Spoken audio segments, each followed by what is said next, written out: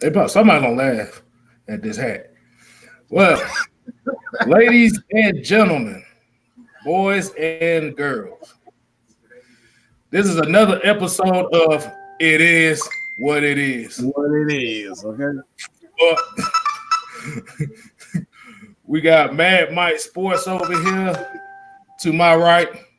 I'm your boy, just K Styles. Mike, where have we seen this? Where have we seen this story play before? That Stone Cold lookalike, that was fired about what week 6, I think week 6 or 7.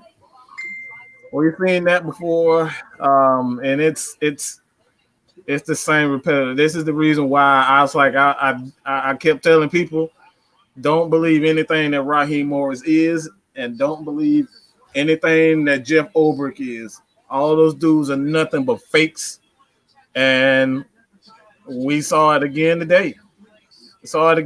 When it all else fails, they run back to that cover three bailout scheme. I'm scared defense. You can't play defense. You can't play in the NFL being afraid of your opponent. You got to take it to them.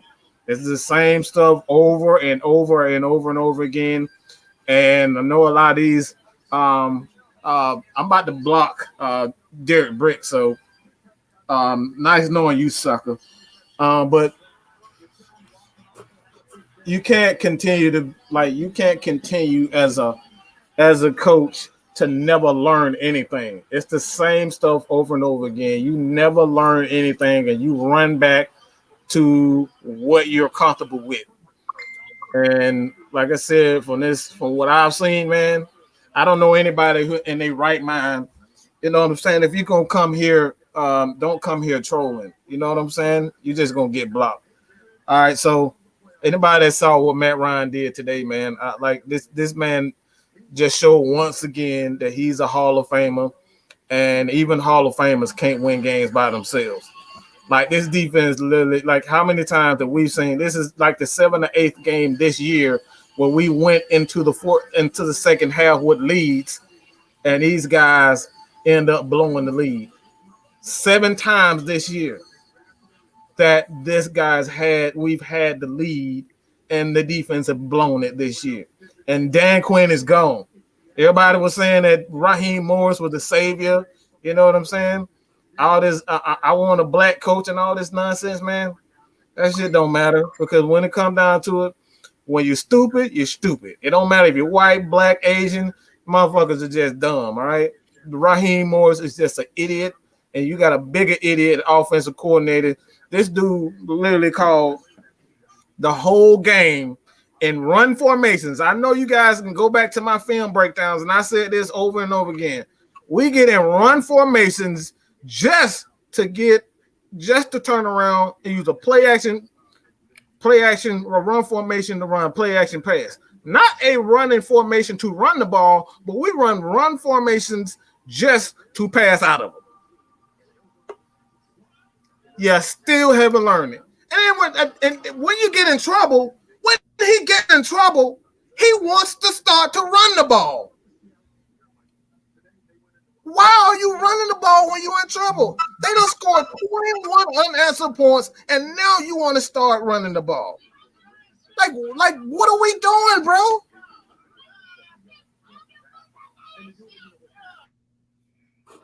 All right, I'm about to say, before we get to what I'm gonna say, Cortez Battle sent a 499 super chat. Said Sean Taylor had a sack on that last drive. I don't even know who the hell had the sack on the last drive. My thing is, it was just a tale of two halves again. Like everybody gets the blame in the second half of this game. Like I said, what do we always say? We always say every time 60 fucking minutes. And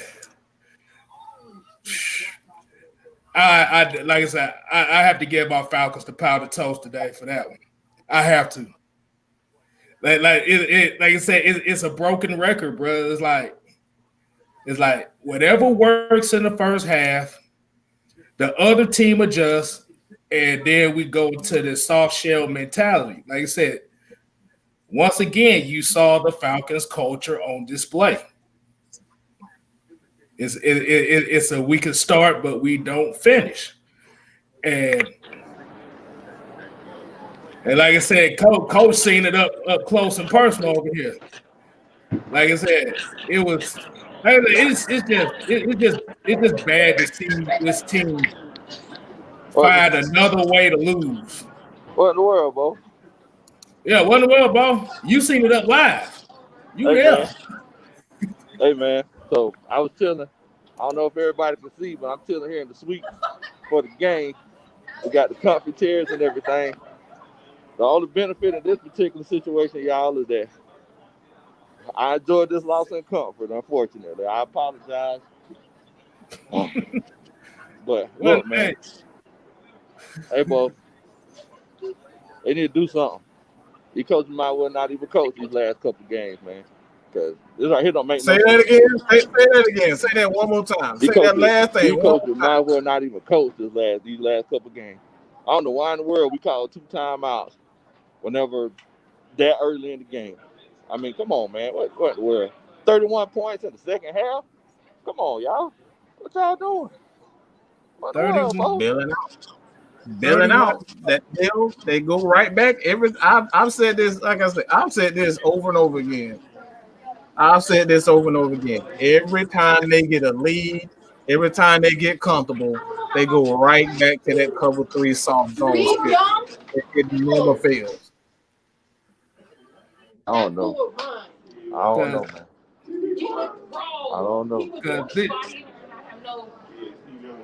I don't know. Like I said, for what I saw, like I said, the whole mentality of this team is soft. And it starts from the top all the way down.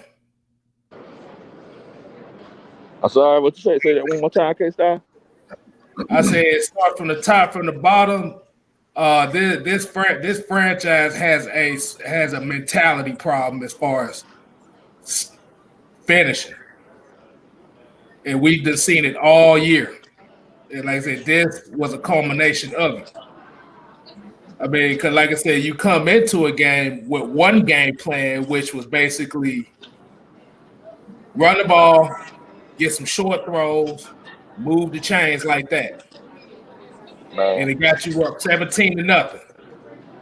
Man, this road, Second half, Tampa Bay went with that philosophy and scored 31 points in the second half alone.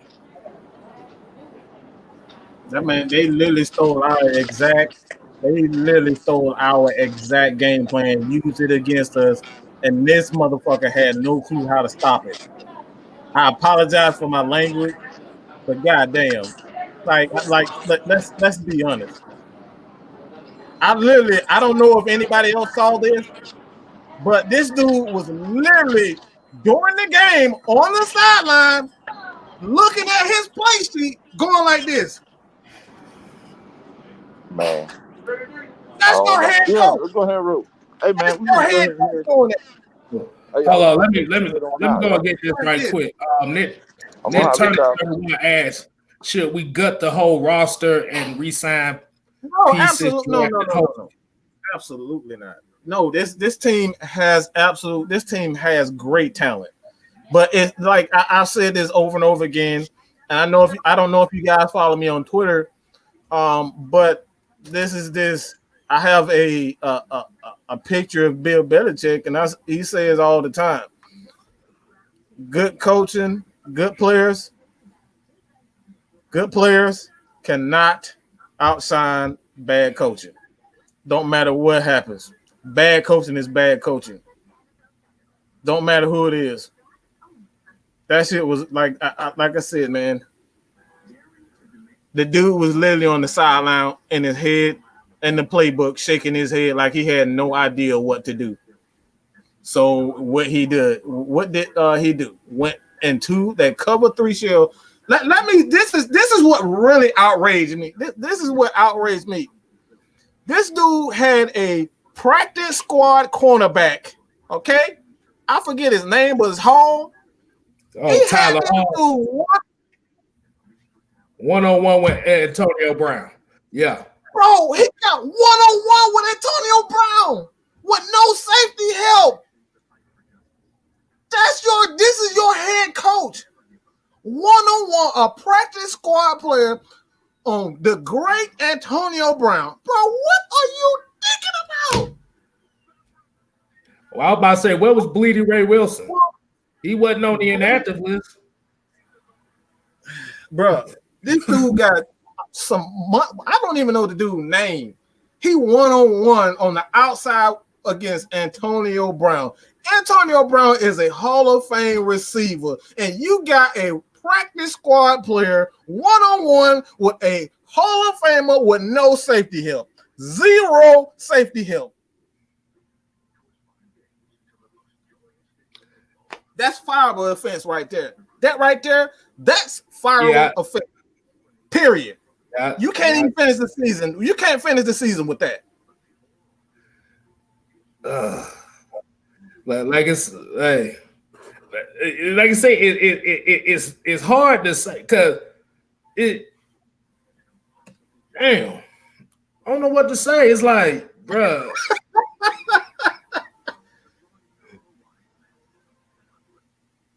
I'm still in. I ain't gonna say I'm in shock, but I'm just gonna say, yeah. I mean, like I said, you ain't gotta gut the whole roster, but you definitely gonna need a overhaul of certain pieces because you got your core guys. They gonna be here for a while. Like I said, you got Fowler. He's gonna be on his contract. Gonna be prove it to me next season. You ain't like I say Grady is there, Dion is there. They need to resign Kiki because he was out there busting heads. Oh my God, that dude was busting heads. Good, but you know how Tampa Bay countered them? Mm-hmm. They started to get the ball out of Tom Brady's hand quick. Yeah. The receiver make plays. Bruh. I'm just saying. I'm wearing this hat because I almost snatched my hair. I think my hairline went back about 2 inches after. Oh my God! I'm not even worried about the offense, man. Like I said, I expected the offense to be up and down because of our offensive coordinator. But what I saw on the defensive side of the ball was just absolute. It was the same stuff. It was the same exact stuff. There's absolutely no excuse to leave a practice squad cornerback on an island by himself. You got to go to cover 2. I don't care if it doesn't work. You cannot allow that man to be on an island by himself. This is exactly what happened to Isaiah Oliver. The exact same stuff that happened to Isaiah Oliver. And you see now when he went out, the defense when he went out, that's when they start. That's when they went on the run. Isaiah Oliver, that dude has really that dude has played his behind off. And he deserves a game ball for the way he played today. You know what I'm saying? But when he went out, man, they start destroying him. They start going at Sheffield. They start going at Hall. And you know what I'm saying? Mike Evans is one of the best receivers in the game. I thought he got away with a lot of physicality. He was pushing AJ Terrell all over the field, and they wouldn't call anything. But I guess. I mean, I don't like it. But you got to earn your stripes in the NFL. You know what I'm saying? So he knows what. The more that he continues to play, he'll get better. But I just thought even in the second half of that game, it was just like they were determined to make the Falcons relive that 28-3 over and over again. Because those calls, what they were saying, it's like the dude got pushed in the back. You call a personal foul on him. It's like he literally got pushed in the back. I mean, they call some. I've never seen two penalty plays being enforced at the same time. I don't remember ever seeing that. They had 2 penalties in one play. Both of them was accepted. Both of them. This is exactly what we saw all game. Like I said, man, we didn't do ourselves any favor, but the play calling, but the refs was just absolutely atrocious today. You know what I'm saying? It was just atrocious. You know what I say? You know what I say to that? I can't even say that because the team shouldn't have been put in a position to where these referees put exactly. Because like I said, that goes for everybody. Everybody played bad that second half. Like I said, Matt Ryan played bad that second half. Ridley looked bad that second half. Like I said, Gurley, he looked terrible. Gurley like he should never even play football again. I'm just gonna be real, man. I love the Gurley man, but he looked like he was just done. Yeah. Done. No confidence whatsoever. Like the only player I saw in that second half that was playing his ass off was Grady Jarrett. Ito was balling. I gotta get Ito the ball too, man. Ito was balling his ass off, man. Yeah, he was balling his ass off. But the thing about Ito is, why don't you stretch him out? You can't be running him up the gut like that. When you get him in space, he's a very good player. Hey, like I said, and William Warren. Hey, who's the one guy I always say that's been showing out the last couple of weeks? Who I told you was one of my favorite players, and this guy could agree with me. Matt. No, not him. Matt, I was about to say Matt Gano. I've been drinking, so it looked like Matt Gano right there, but it just said let Matt. But like I said, Matt Gano played well. Why you got McCrary at the left guard position if you know Caleb is playing? Just move Gano in that left guard spot. Gano can play that spot. Like I said, it's the Falcon culture, bro. That should have been a time where the leaders should have stepped up and say, "We gonna take this staff. We gonna take this game over." That's where the leaders should have been at.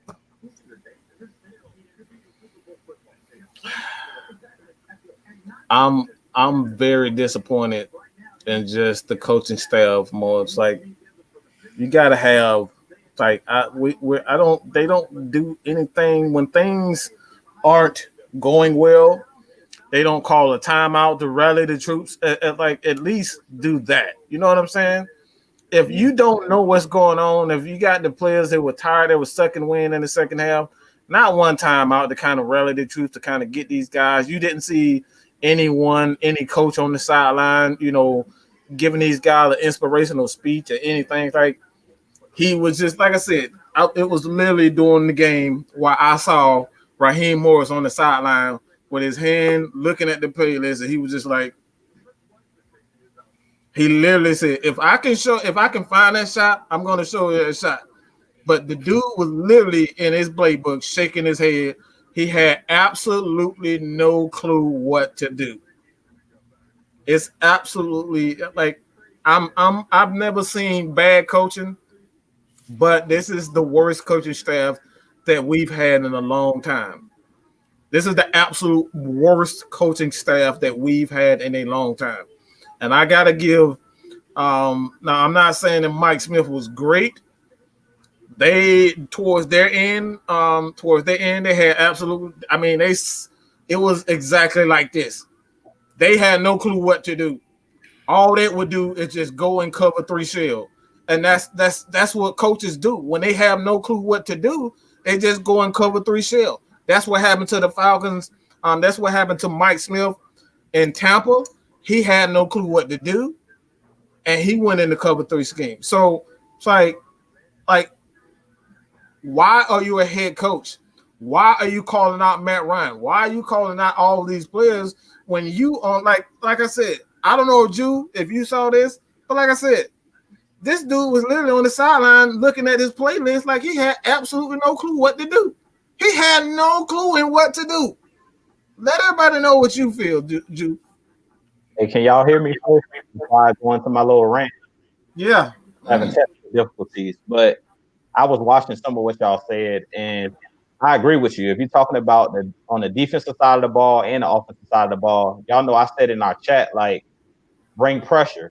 Like if y'all noticed in the game, Tom Brady cannot move anymore. He never was great at. He's never was a great runner, but he could move a lot better when he was in New England when he was younger in the pocket. Anytime they made him move off his spot, he was skipping balls. He was throwing balls short of the receiver. And I really feel like they should have brought more pressure because Tom Brady kind of got into a rhythm. You seen once he got into that rhythm, it was kind of like reminiscent to the Super Bowl. Like when he got in the rhythm, it was like no stopping him. And that's why I felt like today, like I kept saying, bring pressure.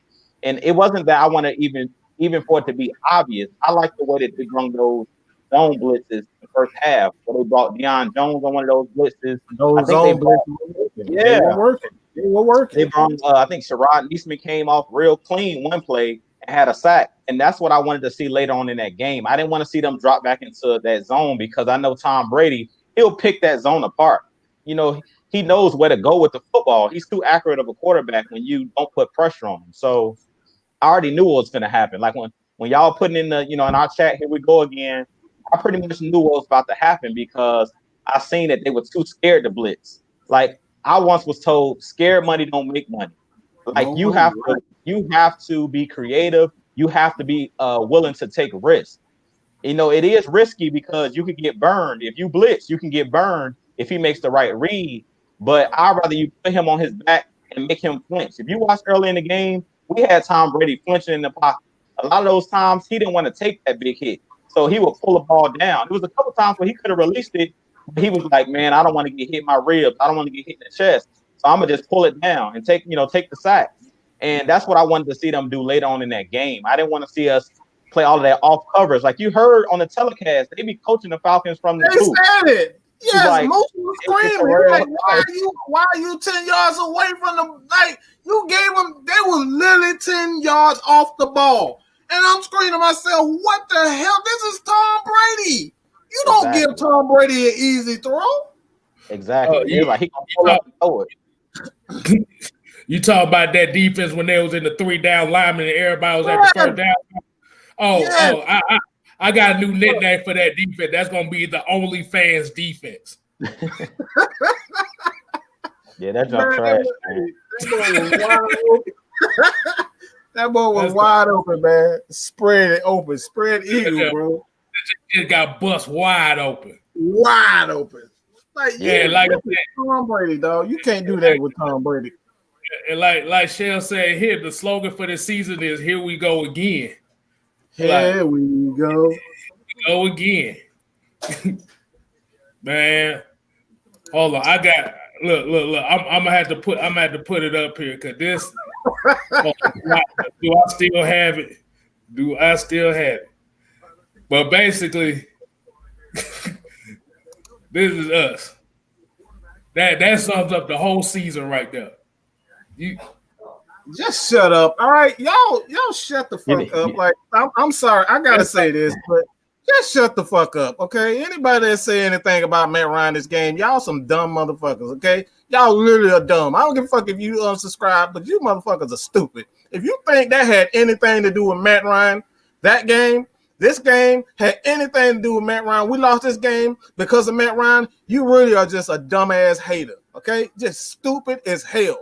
This ain't time to be trolling. Let's be real. This is real football fans. So all the real football fans, I want you guys to subscribe to this channel. I don't want anybody here that's going to come here just to damn troll over dumbass shit. You know what I'm saying? Let's be real. This is about being real fans. This is about sharing real knowledge. Okay? This is not here to troll. If you want to troll, you take your ass to Logan or you take your ass to goddamn Rise Up Rundown. You take your ass to Jazzy Jeff. But over here, we don't troll. We want real football fanatics over here. All right. We want real football fans. It don't matter if you're a Saint. It don't matter if you're a Packers fan. You can be a 49ers fan. We want real fans over here. So let's stop all this stupid hating. Like let's stop. This dude literally just broke an NFL record. The one and only Peyton Manning, Matt Ryan just surpassed him and Drew Brees. Just broke, okay? Just broke an NFL record. No quarterback in the history of the game has ever done this, and you sit up here saying it's Matt Ryan's fault. Let's stop it. Stop it. I want to piggyback on what you just said, Mike. Hey, look, we want knowledgeable fans over here. That's what I want. We want knowledgeable fans. Like, if you can't keep it real, like I knew all of the Matt Ryan haters were gonna come out the woodworks because we lost the game. But at the end of the day, let's be real. Like I went and looked at the actual box score. We only ran the ball 13 times today. Like you're not gonna win a lot of games when you're that imbalanced. We threw the ball 49 times and we ran the ball 13 times. How many times this year, K-Styles, have I said run the ball at least 25 to 30 times? We undefeated. We 4-0. Every week, it's a part of the keys to victory. That should be our only key to victory because it seems like we just have hard heads, man. We refuse to run the ball. Like today, Ito Smith early in the game was actually running the ball pretty well, but what happened? We went away from it. Like when you have the lead, I'm going to keep telling fans like this. No lead is safe when you can't run the football because you're really predictable when they know all we can do is pass. You kept hearing on the telecast, Moose Johnson kept saying the whole game, they can't run the ball. So why are y'all biting on the play action? Like he kept talking about that. And I feel like that's the biggest problem I'm seeing with this Falcons team is the coaching. And we're continuously making the same mistakes over and over and over again. Instead of continuing to run the football, to blitz, to do the things that are working, we continue to go away from what works. And that's pretty much what we've seen today. It's like we had the lead in the second half. The lead started to dwindle. And then Dirk Cutter panicked. And he tried to start running the football once the game was on the line. Once we were actually, the other team was coming back, the Bucs were coming back, then he wanted to try to run the football. So, man, we're going to continue to talk about this coaching staff. But at this point, this was just a nail in the coffin. I mean, we've seen it. We've seen it over and over again. This is just a nail in the coffin. But I see you guys in the chat, everybody then dropped off. So I'm gonna try to hold it down while they get back on here. Let's see what we got in the chat. It's not the NFL against us and Arthur Blank tanking, but it's the creative way to keep us occupied and watching and buying Falcons products. Yeah, that's true. That's true. I don't think we're tanking though, but I think that's really true that we're gonna continue to watch the game. So I completely agree. But I'm just disappointed in the way that we continue to lose the same exact ways over and over and over again, every week in and week out. It's just like it's terrible the way that we going to each one of these games, we had a lead and then we go away from what's working. So yeah, I can't put it all on Dirk Cutter. I put some of this blame on Raheem Morris as well, because like Mike was just saying, when we get the actual lead, he goes away from what's working. They go back into that cover 3, soft zone coverage, the cornerbacks 10 yards off. And we see every week pretty much the same thing happens. The Falcons jump out to a big lead, and then teams are able to walk us down and come back. Let's see who else is in the chat.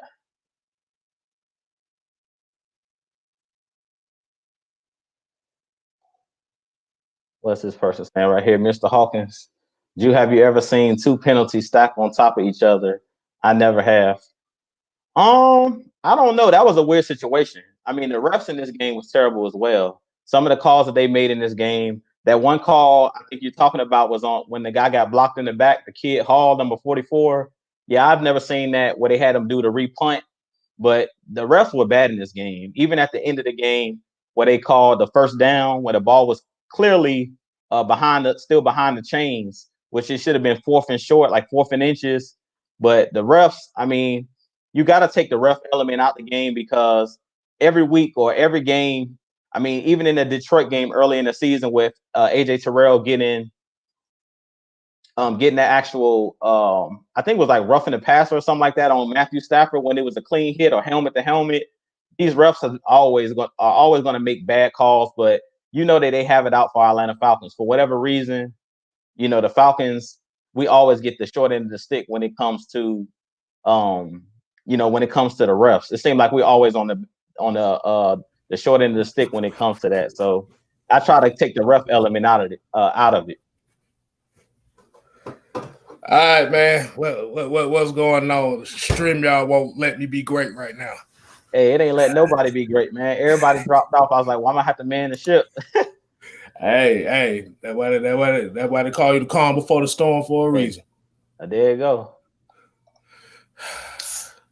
What do you say, Jew? Please tell these dumb fans coaching is trash and not Matt. I mean, they should already know. We've been talking about this all season long. Like Matt was dealing in the first half. He was dealing. I mean, he showed you what he can do. I mean, we were seeing vintage Matt Ryan. Some of those throws he was making, like that throw that they showed that he made to Hayden Hurst on that slant pattern, was just crazy. The way that he was able to, get that ball in there. A lot of people talk about Matt Ryan having a noodle arm, but you seen his arm strength on that play to be able to fit that ball that accurately. I think it actually hit the defender's arm, and Hayden Hurst to come up with a good catch. I mean, we can clearly see that this has nothing to do with Matt Ryan. That this is all terrible coaching. Like I said, when you're imbalanced, the way that we're imbalanced, well, we can't even run the football, where we even refuse to try to run the football. You just attempting 13 runs in a game, and you got 49 passes in a game. That's clearly coaching. Because one of the big things that we got to take away from that is you continuing to stop the clock. Like in the position that we were in, up 17, like the clock is your friend at that point when you have the lead. So you want to run the football and at least get some first downs to keep the clock running. And I feel like in this game, we went 3 and out. I think the first 3 possessions of the second half, and they went down and scored touchdowns. So I mean, it's easy to get back in the game. Like people got like a 17-point lead is insurmountable. But when you got a whole second half to play, that's not. It's just the same way we jumped out to 17-0 in the first half. It was pretty much like all Buccaneers in the second half. So, I mean, that lead was not insurmountable by any stretch of the imagination. So, hello, you got Jeremy Cole here with the $5 super chat. He said, do the running game suck because of scheme, O-line, or running back? And do we trade back in the first round for Najee Harris? 37 rushing yards with a lead.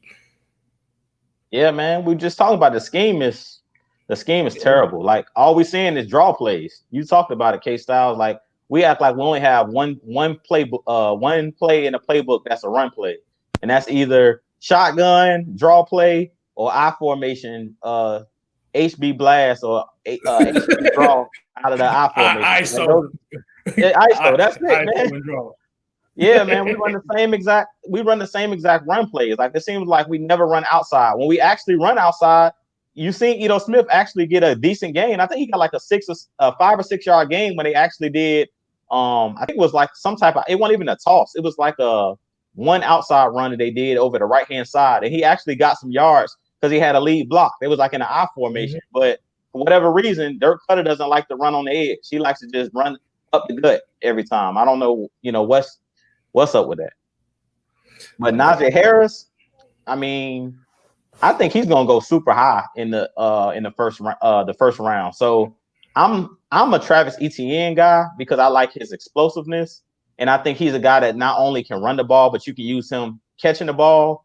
But I really don't think that the problem is necessarily the running backs necessarily. I just think it's scheme. I feel like if we had a better offensive coordinator or offensive mind here, if we kept all the running backs that we currently have, maybe minus Todd Gurley because he's probably not coming back after this season due to, his injury history. But as far as the guys that are on the roster, Brian Hill, Ito Smith, and we haven't even seen Quadre Olison pretty much the whole season. So I really don't even think we necessarily need to draft a running back high. We could draft one, but I don't think it has to be one of the top running backs out of college. I don't know. Najee Harris looked pretty damn good to me, bro. I'm not even gonna lie. But yeah, scheme. Yeah, that's it. We have to remember this is an intermediate to deep ball scheme that Dirk Cutter has. Like I said, well, what we always say, Jew, if the quarterback doesn't fit the scheme, it's not gonna look good on the field. That's right. For 60 minutes.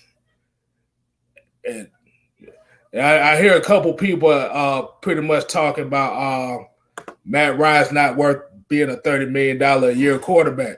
You have to remember, the free agency market, the player doesn't determine what his worth is. It's the market. I'm about to say, for $30 million, you blame Garoppolo for that one. That's all I can say on that one.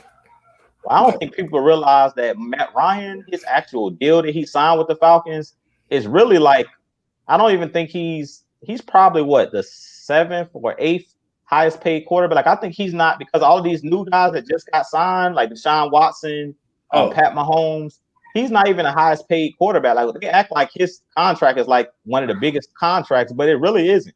He's really like a discount for what we got Matt Ryan for right now. Oh, they say, I think I know what you're talking about, because they say he was like 15th highest paid quarterback in the league. Yeah, because the deal he signed was like really team friendly, because like you was talking about, the cap continues to go up, salary cap. So all these younger quarterbacks that just got signed, they're making more money than Matt Ryan. Like, even though Matt Ryan has the experience and he has, all of the accolades, like the offensive player of the year, rookie of the year, MVP, like a lot of these guys, like Deshaun Watson makes more money than Matt Ryan. Pat Mahomes makes more money than Matt Ryan. So all these people that's like crying and complaining about Matt Ryan's contract, to be honest, we're actually getting a steal with Matt Ryan. Like, if we were to get rid of him and bring in like another younger quarterback, because the salary cap has went up so high, like you were talking about, K-Styles, they're about to be nearing $40 million a year for these quarterbacks. So we got a steal. Okay, so yeah, so I got Bruce Wayne says, give me your thoughts on draft order. Free safety, D tackle, D end, guard, wide receiver, running back. Yay or nay? I would say nay. Yeah, I would go nay on that one, because we need a pass rusher badly. Yeah, we need a cleanup guy. Yeah, we need a pass rusher and we need a defensive tackle before we need a safety. Because if you look at like the teams that actually have great pass rush, you don't need a great secondary when you got great pass rush. I talk about that all the time. Like, if you look at the Chiefs corners, they don't have great corners. Yeah, they have the Honey Badger. He's a great safety, but that's one player. Like, out of the whole secondary, you can't, like, if you told somebody on the street, just name me who plays for Kansas City secondary last year when they won the Super Bowl. They got guys like Rashard Breeland, who was on the Washington Redskins for years.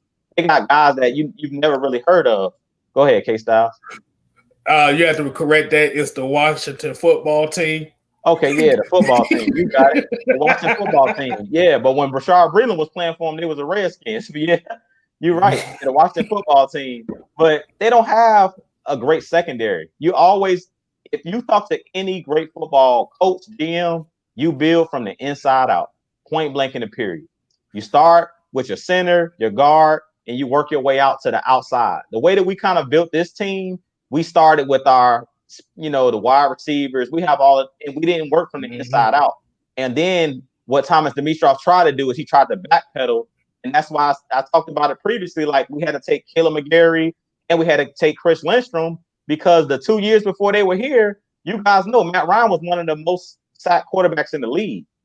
You know what I'm saying? So I don't care how many weapons you have on the outside. If you can't protect your quarterback, you ain't going to be able to use those weapons on the outside. I mean, we showed that early in this game. If you look at Tom Brady, they got three number one receivers over there in Tampa. You got Evans, you got Brown, and the other kid, that number 14, Godwin. You got those guys. All of those guys on other teams could be number one wide receivers. But if you can't protect the quarterback, when we were getting pressure on Brady, it didn't matter. They had 0 points in the first half. We shut them out. That goes to show you, like, if you can't protect, it doesn't matter. It's all about being physical. It all reverts back to moving another man against his will. We talk about it every week. And that's the problem with this Falcons team.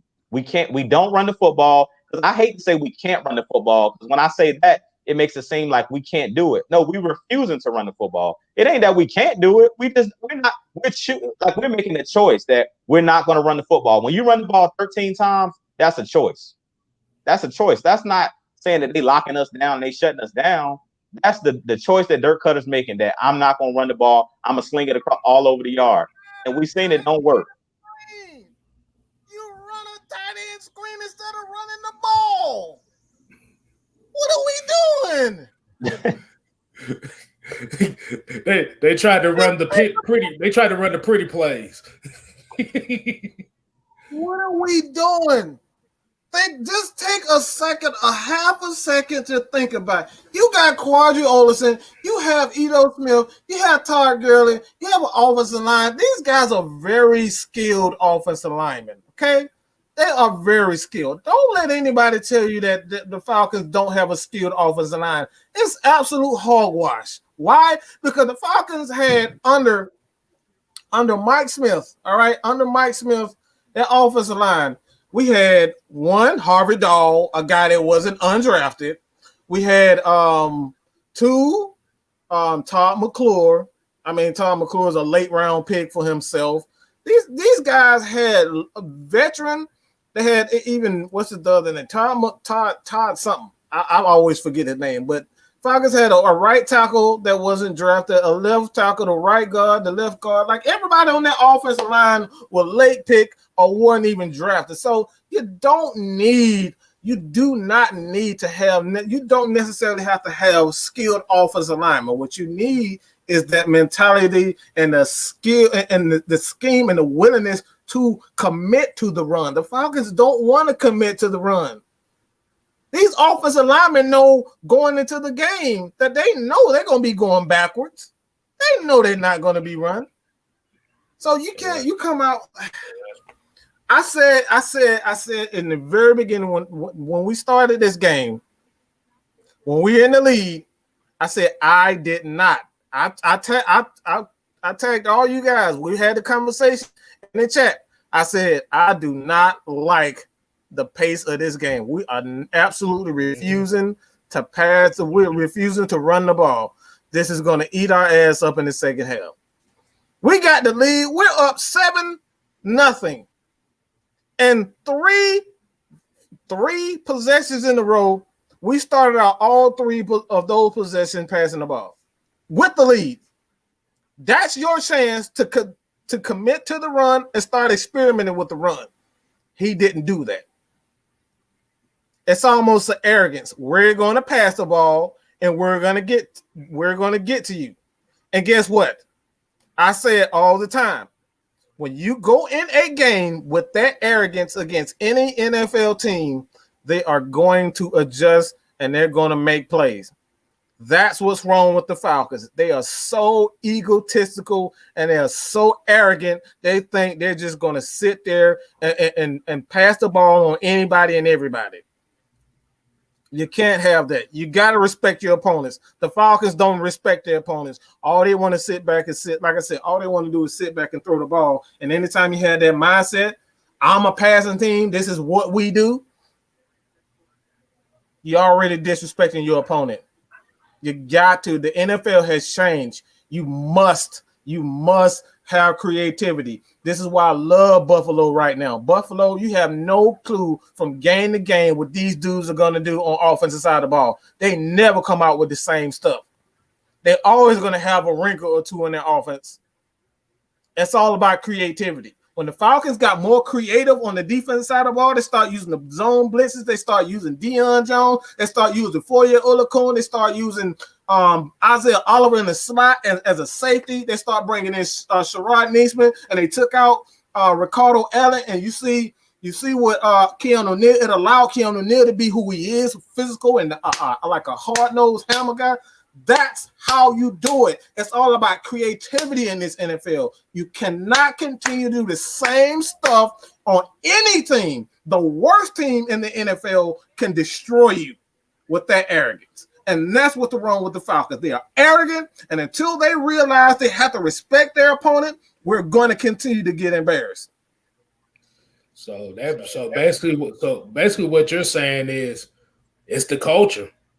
It's the culture. They are arrogant. They are arrogant as hell. They think just because you have Julio Jones and Matt Ryan, and these guys are Hall of Famers, absolutely they're Hall of Famers. But even Hall of Famers going to have their day. Mm-hmm. So you can't hang your hat on just, I got Julio. He's the best receiver in the history of the game. He very well could be. But guess what? The other team got Hall of Famers. They got great players. They can make plays, and that's what's wrong with the Falcons. Until they learn to respect their opponent with their game planning, we're going to continue to see this. So my question would be more so is for this next coach. Well, before we even talk about coaches, we're going to have to talk about this GM. What's going to be the culture he wants to bring? because, like I said, we see right here, like you said, this is a passing team. Passing team does not that when people see a team that's pass happy like that, they already looking at them like y'all ain't tough. Basically, coming there and eat. What they doing? They licking them chops, man. Them pork chop, boy. Them pork Exactly. chops. Boy, they ready. They ready for it. You know what I'm saying? They cannot wait for you to come out passing the ball because they know they're gonna get you. And when they get to you, they gonna. You saw Matt Ryan today hold his gut. Why? Because he continuously got hit. Got hit. You cannot continue with that arrogant mindset, and that's the Falcons' issue. Arrogant as hell. Miss Megan, how you doing? Man, how y'all doing? I had to get up on here because look, Mrs. Claus failed y'all. Because I honestly, Santa Claus had a good night. I thought that he was gonna bring the Falcons a win, but guess what? We didn't do that. We never have anything that match. Peanut butter, no jelly. Cereal, no milk. Ham, no burger. Ain't nothing right. Taco, Lord, no sauce. I mean, come on, y'all. Come on, man. That's all I got to say. Bruh, hold on. This comment, this super chat is actually gonna sum up what this whole season been like. This is my time in league. At least we got a kicker. At least we got a kicker. At least we got a kicker. You know how bad that sounds. You know how bad that sounds if somebody tells us at least y'all got a kicker? Well, at least y'all showed up today. Yeah. Yeah. That's the story of the Falcons' life. Yeah, Falcon said chips, no dip. Yeah. Yeah. Little PlayStation 5s, no electricity. Like, really? Kool-Aid. I'm gonna go ahead and put that picture up because you know he's the only one that's the only person that's gonna get some recognition today because exactly. Dang, we got a lot of pictures up in here. Yeah, I know. Hey, man. Yeah. Like I said, man, until we have a coaching staff that respects their opponent, I think the Falcons really don't respect their opponent to be able to because again, man, they keep coming with the same exact game plan. Don't tell me like I seen the film. You can't tell me these not the same concepts every game. Like even on the near pick on the sideline where he was trying to, I believe it was it may have been Calvin Ridley. We tried to hit Calvin Ridley on the sideline. It almost got picked off. It was the exact same thing. They come out in a run formation and they run play action off of it with the exact same route concepts. That's the issue. The Falcons in the last couple of games, in the last, he has no control. But hey, that's man. Exactly. All right. Be looking at the like, system. That's oh my god. This Arthur Blank, man. I'm just gonna be real. This is what I would do. I would strip Raheem Morris of his duties of being a head coach, and I would just give all power to Greg Knapp. I would just at this point out, I wouldn't even let them even have the the privilege to even coach this team because they're doing a horrible job. There's nothing has changed. I feel like everybody that's kind of banged up anyway, just let them sit on out the rest of the season. Mm-hmm. Let some other guys get some touches and things like that because at this point, it's over with. It is over with. I don't even want – I'll probably cuss out Morris if Julio Jones come back this season. He needs to just go ahead and let it go because what is there to lose now? It's like it's over with. Let's look forward to the next season. You got Julio Jones. I saw Julio. See, this is why I say I don't respect this coaching staff. Julio Jones was having a conversation with Calvin Ridley on the sideline, and he's looking at Calvin like he's telling Calvin Ridley. He was like, no. He's looking at Raheem Morris, and he was like, no. Go back. Like I said, if I can find these shots, I will show it to you. Julio Jones is on the sideline. He's talking to Calvin and Raheem Morris comes up, and Julio looks at Raheem Morris. He said, no. Do this. And Raheem backed away from it and let Julio take that situation. That should never happen. That should never happen. When your superstar player doesn't respect the coaches, it's a problem. It's a problem, okay? Mike, what's up that creepy ass? You scared me right now. It's a problem, okay? Yeah, it's a problem. Don't do that no more. I'm trying not to go crazy. That's what's really going on. I'm trying not to goddamn go crazy. It's a problem, okay? Hey, I'm about to say I got a question, Mike. I got a question. You said Julio. You was talking about Julio talking to Ridley, right? I don't know if y'all noticed, but I saw Julio Jones more interactive with the team than Raheem Morris did the whole game. Yeah. That's a problem. Oh, my Lord. It's a problem. It's a problem, okay? Okay. I'm not making this up. That boy coming with the tales from the Crypt vibes over here. Yeah, from the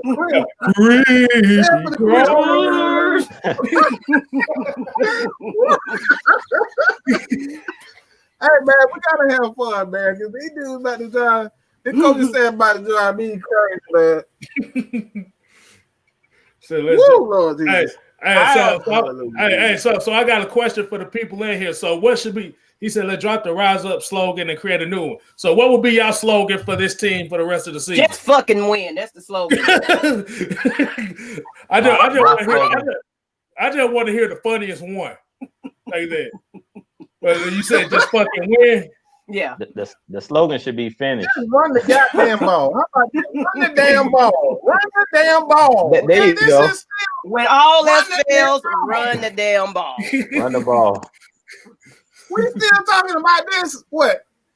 Almost 4 years later? Run the damn ball. Don't choke. Hey, I have to use Twisted Tour. See, we got Popeyes. That Popeyes ain't helping us today. We choking on that bread. That biscuit. Exactly. Need a little water. And Cinco Mo said lemon pepper. We have no leader. God. I love these comments. Hey, look, Bruce Wayne said #show up. All of them are funny. Go. These damn Falcons. These damn Falcons. Hey, hold on, wait a minute. I saw one that made me laugh. Hold on. Here go Nathan. Second half matters. That was from Humble Brando. That was Humble Brando. He said second half matters. We only play one half. One half shorty. How about that? One half shorty. Yeah, they could keep that dry ass biscuit today because we ain't with it. I got the perfect slogan for y'all. It's not how you start, it's how you finish. Perfect.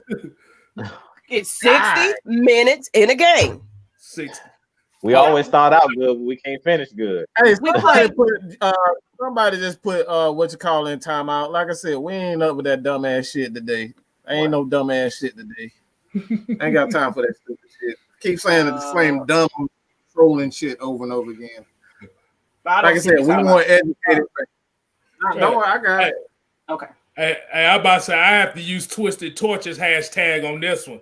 It's gonna be what is that?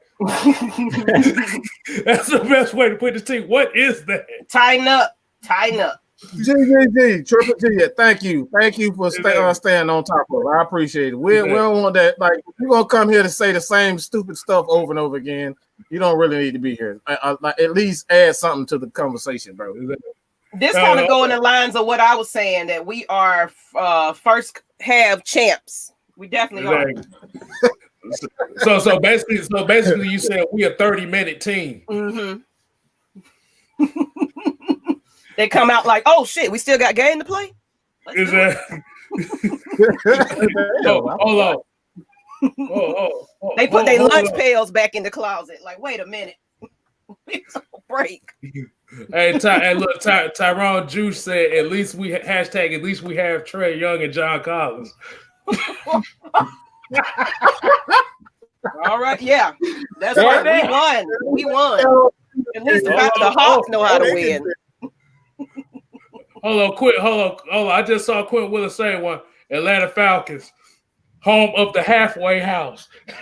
This whole panel this panel's a halfway house. The Falcons get us to drink every weekend. Oh my God. Oh man, please. I'm about to say we just gonna call this the drunkard show. This boy. Win. Is that our slogan? Exactly. Win. I love that one. We won. What? Hey, look, humble Brando said we'd be 14-0 if the game was only 1/2. Please play to win. Lord have mercy. Oh. I want to ask y'all, I got some people and been begging in the chat, like begging, tagging me and everything. Some people wanted to get on and speak their piece. Did y'all want to open that up? Let me say this. If you come in here with that bullshit, I'm firing off on your ass, okay? This is not the day to play with me. Okay? If you guys haven't seen my right today, this is not the day to come in here with that bull crap. So you definitely can come on today. All right? But don't come in with that bullshit. You better come in with some damn sense. Hey, I'm that black mama today. Fuck that shit. I'm a black mama today. Well, right? Mama open up the chat. Mama's gonna open up the chat since they asked. So, but we are doing this also on the after show with me and J Rock. Whenever Matt Mike has his interview, I don't know, 7:00. Is it 7? Yeah. Okay, Matt Mike. Okay, Matt Mike has an interview. Fila Sports, they're collabing on a special football guest. So y'all tune into that. But right after that, we will have our after show, so more fans can get a chance. But let's go ahead. Bigs ups to Matt Mike on that interview. Make sure y'all tune in. But let's go ahead and get people in the chat. We'll do it for about 10 minutes. I don't know how long y'all going for this post game because I got to go. I got Popeyes. I just wanted to say that one time. I'm telling you, that dry ass chicken, dry ass biscuit. We ain't Popeye in the day. I ain't just Popeye. I want dry ass biscuit. I just want the chicken. Shit, I need a slice of bread with that. Maybe they put some in that damn Popeye. That's what they did. Put some in it. They battered it wrong or something. Don't know what's going on. These damn Falcons. Fry all them birds. All right, so we put in the chat. The stream to the chat, the people that damn begged, here you go. And if you begging and you ain't on here, I don't want to hear it no more. So the chat stream, you're coming on video, please. If you're wearing a Bluetooth headset, please don't. I'm removing. If you even say trade Matt Ryan or you say Matt Ryan suck or anything that sound like it, I'm muting your ass, okay? So you better come with damn sense. I'm gonna just let you finish. All right, the chat stream is gonna be up. Here it is. Please, Bluetooth headphones, you might want to take them off because it does leave to feedback. So, who wants to join the Atlanta Falcons Nation panel right now? Chat is in the stream. We can see when you jump on. If you don't want to be on camera, you can stop your camera and you can still talk. You know, some people just don't want to be seen. If that's the case, hide your camera. All right. But you can still speak your piece. It's pinned right now in the chat. So all you have to do, just click that. Anyone that wants to join is pinned on Matt Mike Sports. If you're at AFN, I can definitely pin that one also. But it's pinned to Matt Mike Sports right now, so you guys can check that out. We got somebody already. All right. Oh, we already got a regular. We see a regular in the chat. And I know someone else wanted to be on. I'm going to send him the link too because he's been asking. So you ready? We're gonna bring on Jarvis. He has something to say. Ooh, J-Dog. What's What's going up? on? What's going on? What's going on, y'all? How y'all doing today? What's I up? don't know. I'm kind of on my fourth one right now. In the last 20 minutes. So, yeah, I'm not. Hey, listen, y'all. Man, Thank you for the 2 Falcons are definitely 30 minutes.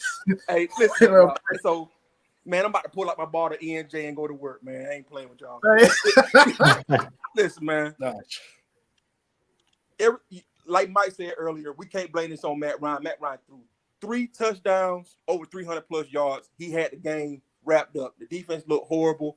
And I seen that video or the snippet where you seen Julio talking about, he was telling Ridley to do something, and then he shushed away Morris or whatever. Like I said, man, we just need somebody in here who's gonna.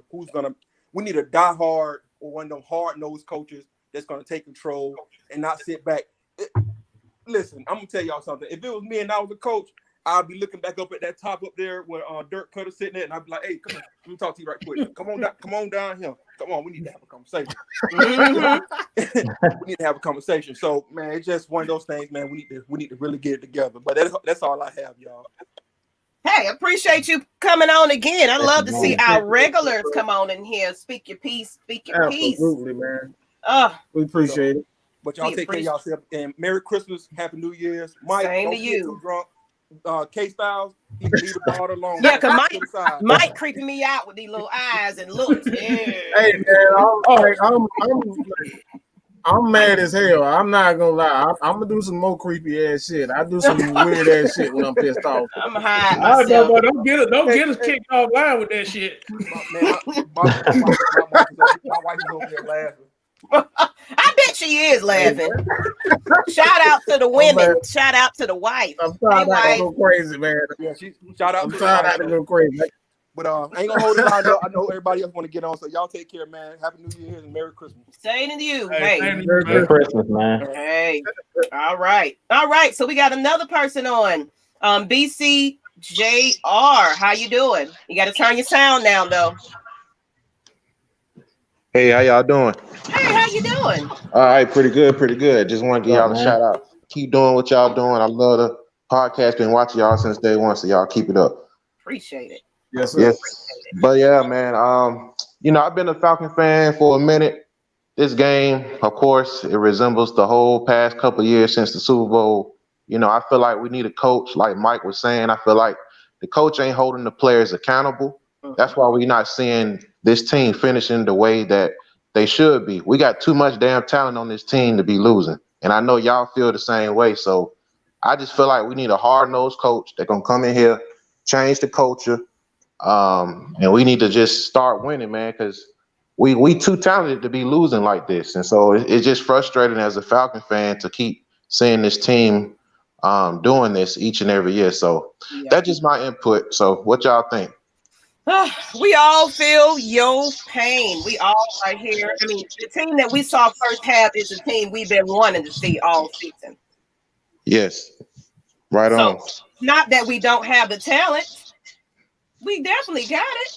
It was like in that first half, it was about 11 people that touched that ball. Yep. I agree. And where did that go? You go from spreading the ball around, giving everybody the ball until just like, oh, we just gonna pass the ball to Russell Gage and run tight end screens. Like, yeah, that's what kind of play calling is that? I blame Dirk Cutter. I don't even know why we got Dirk Cutter in here, to be honest with y'all. I'm not a big fan of Dirk, never was when he was here, I think 2012. So these play callings, I watched the game, each game. It seemed like I'm on the sofa and I know which play they calling, and I shouldn't do that as a fan. So if you do it as a fan, everybody else definitely see that. Most definitely. So, but yeah, I ain't gonna hold y'all up, man. Y'all keep doing what y'all doing. Continue to support y'all, man, and y'all just be safe out there. All right, you too. Please be safe, people. Yeah, all right. Thank you. All right, next man up. We got New Drop. We got him coming up next. What's up, New Drop? How you guys doing?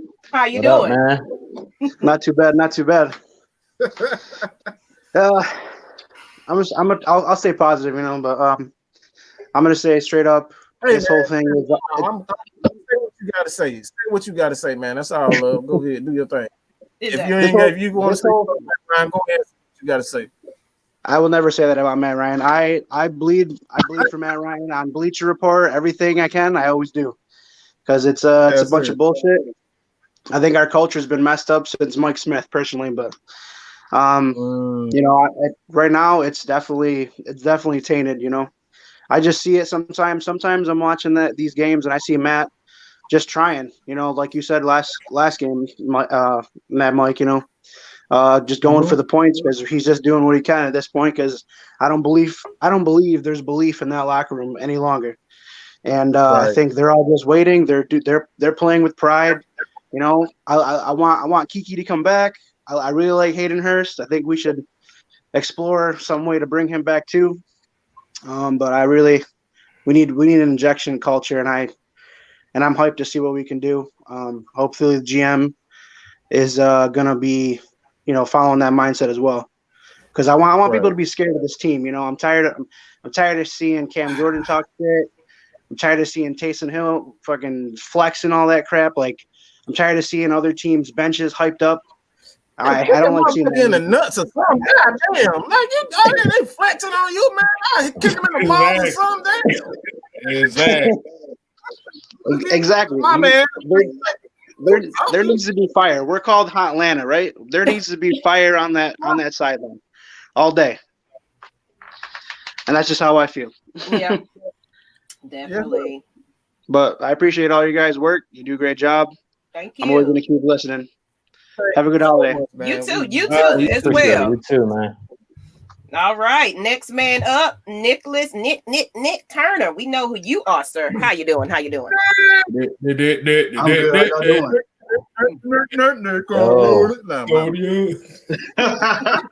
Y'all crazy. What's going on, brother? Oh man, it's all good, man. It's like when you watch the game, man. It's like Dirk's second half, man. It's straight horrible, man. How you try to pass and set up the run? That confuses the hell out of me. I still don't get that. That's like the old lady that just don't want to let something go. She just keep, this baby, just put something on it. I got something for him. Into the same shit. Like, grandma, that don't work no more. Okay? Stop doing that. We're gonna keep doing the same play. Let's do it.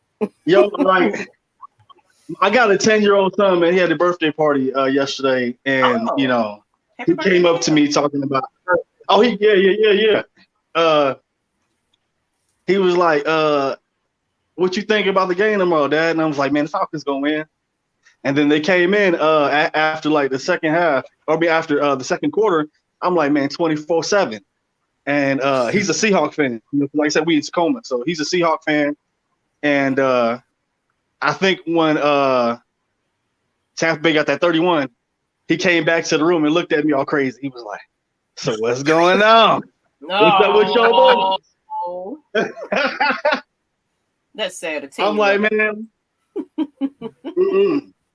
it's just horrible, man. Like you guys said, man, we've been talking about it all season, man. 2020 has been weird. You can't excuse for not having a preseason. It's going to be a different team, man. They need to cut some contracts down, I think.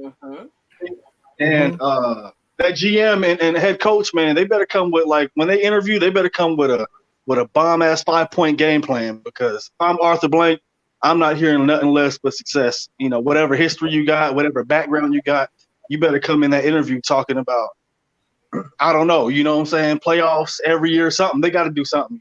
They just can't. They can't piggyback up with the coaching this year, so they could be like, "Oh, we ain't gonna do what Dirk and Raheem did." You know what I mean? Like, we're gonna do something totally different. Grady Jarrett shouldn't be like. Grady Jarrett play hard, man. Grady Jarrett plays so hard, man.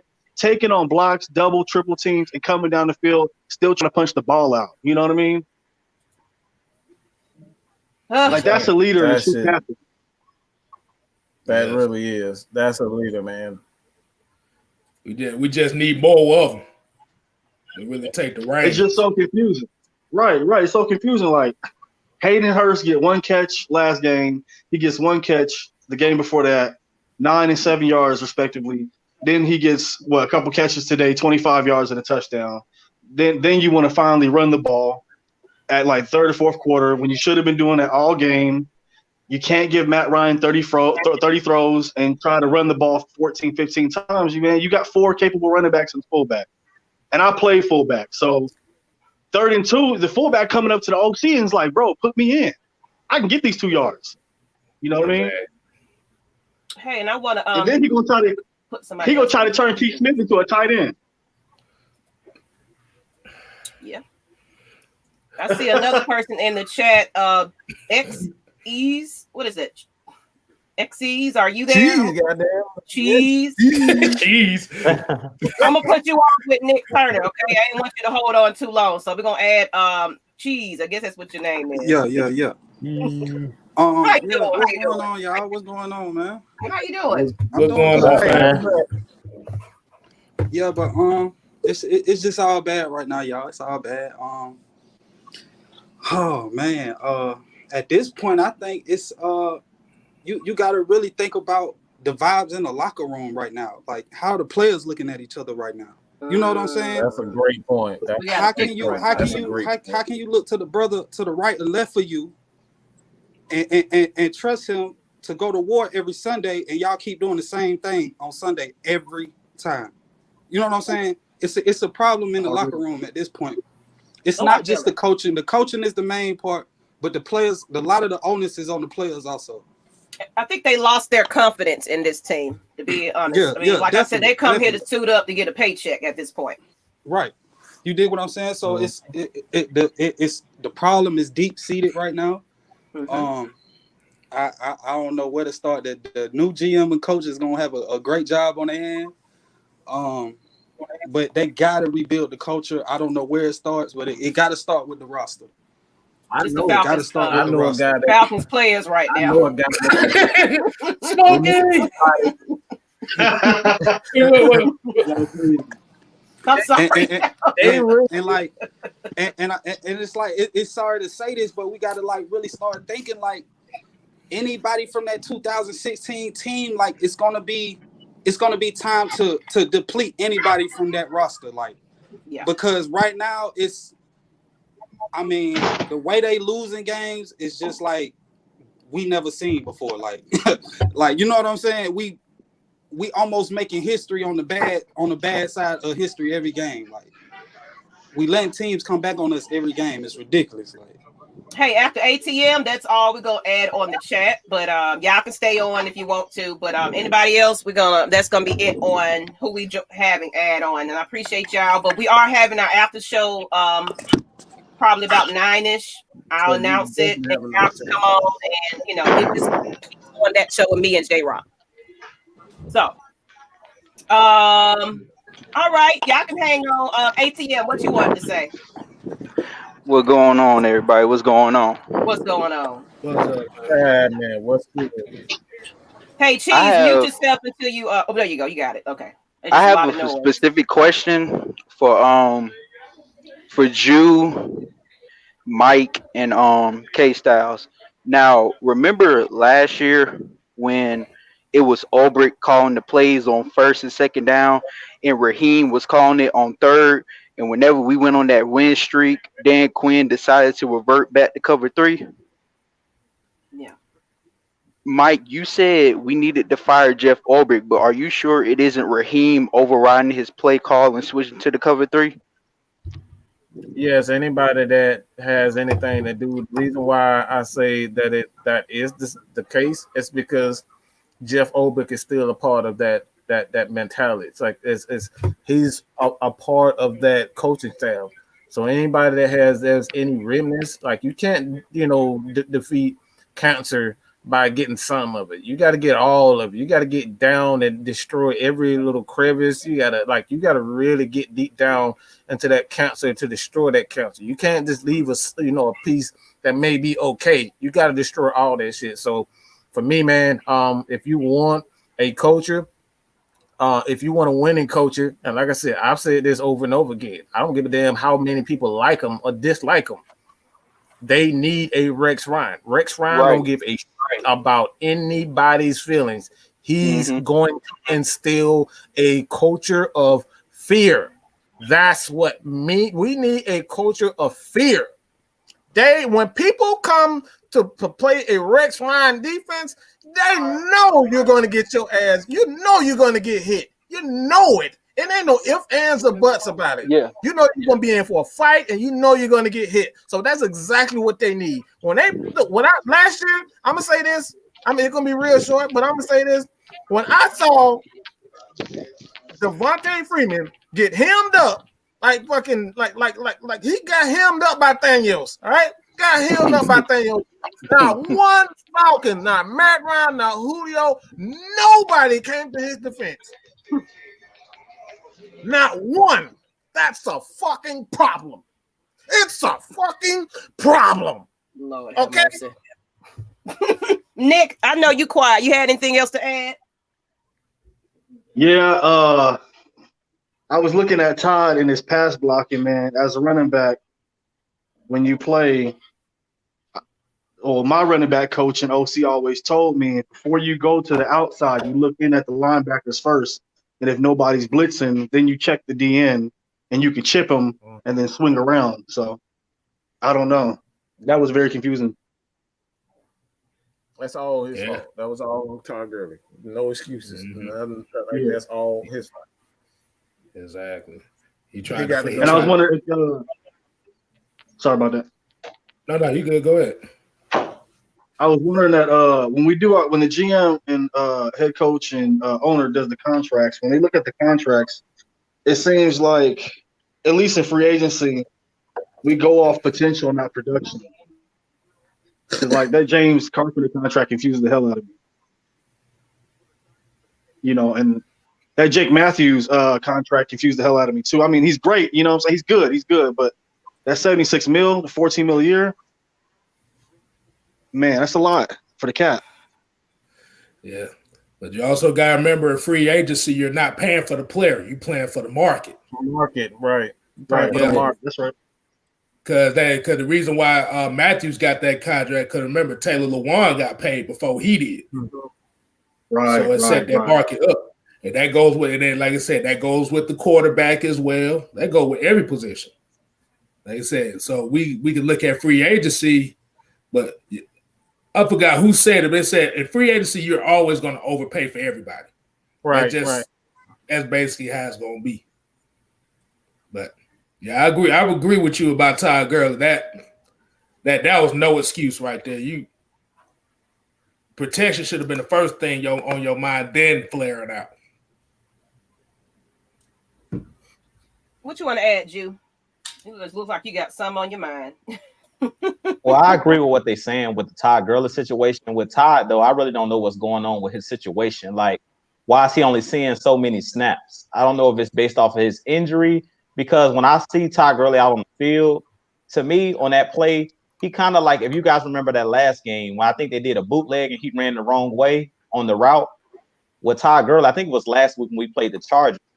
I think Todd Gurley's not all the way there, like mentally, because he used to being a star player. And then when you get benched, like that's really humbling when you get benched. Because basically we can say he's been benched.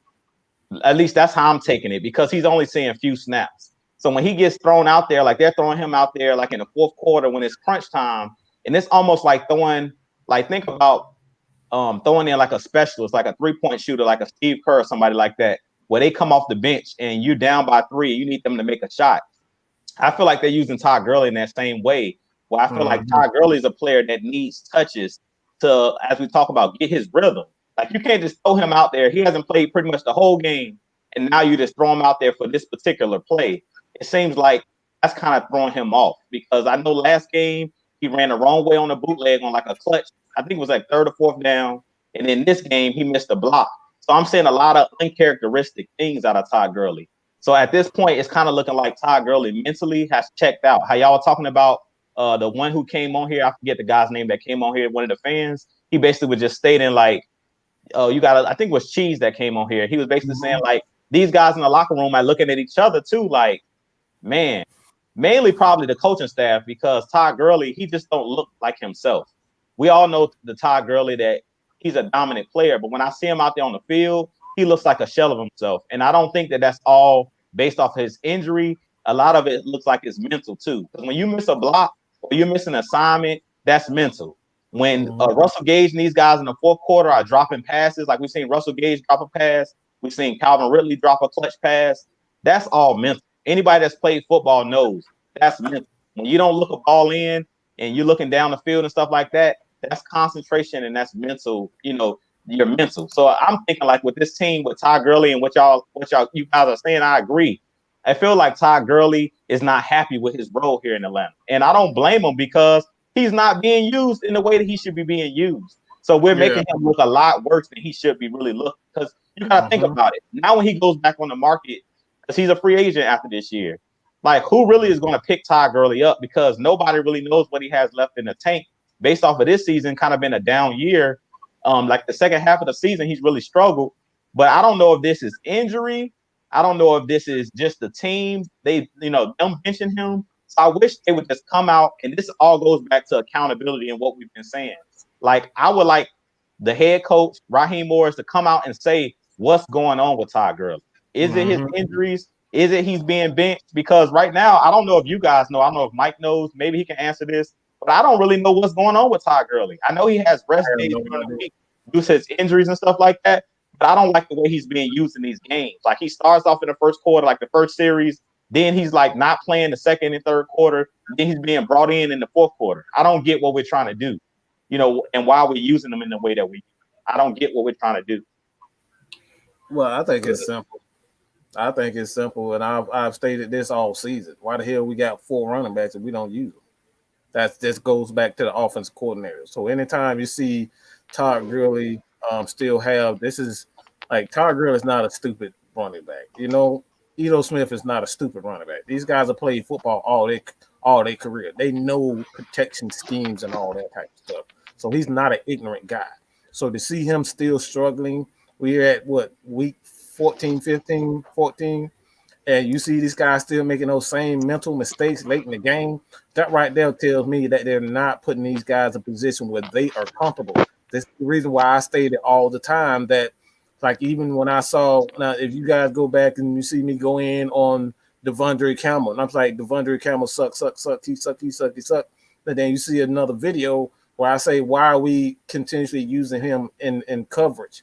The dude is not a cover linebacker. You put him in a position where he can succeed.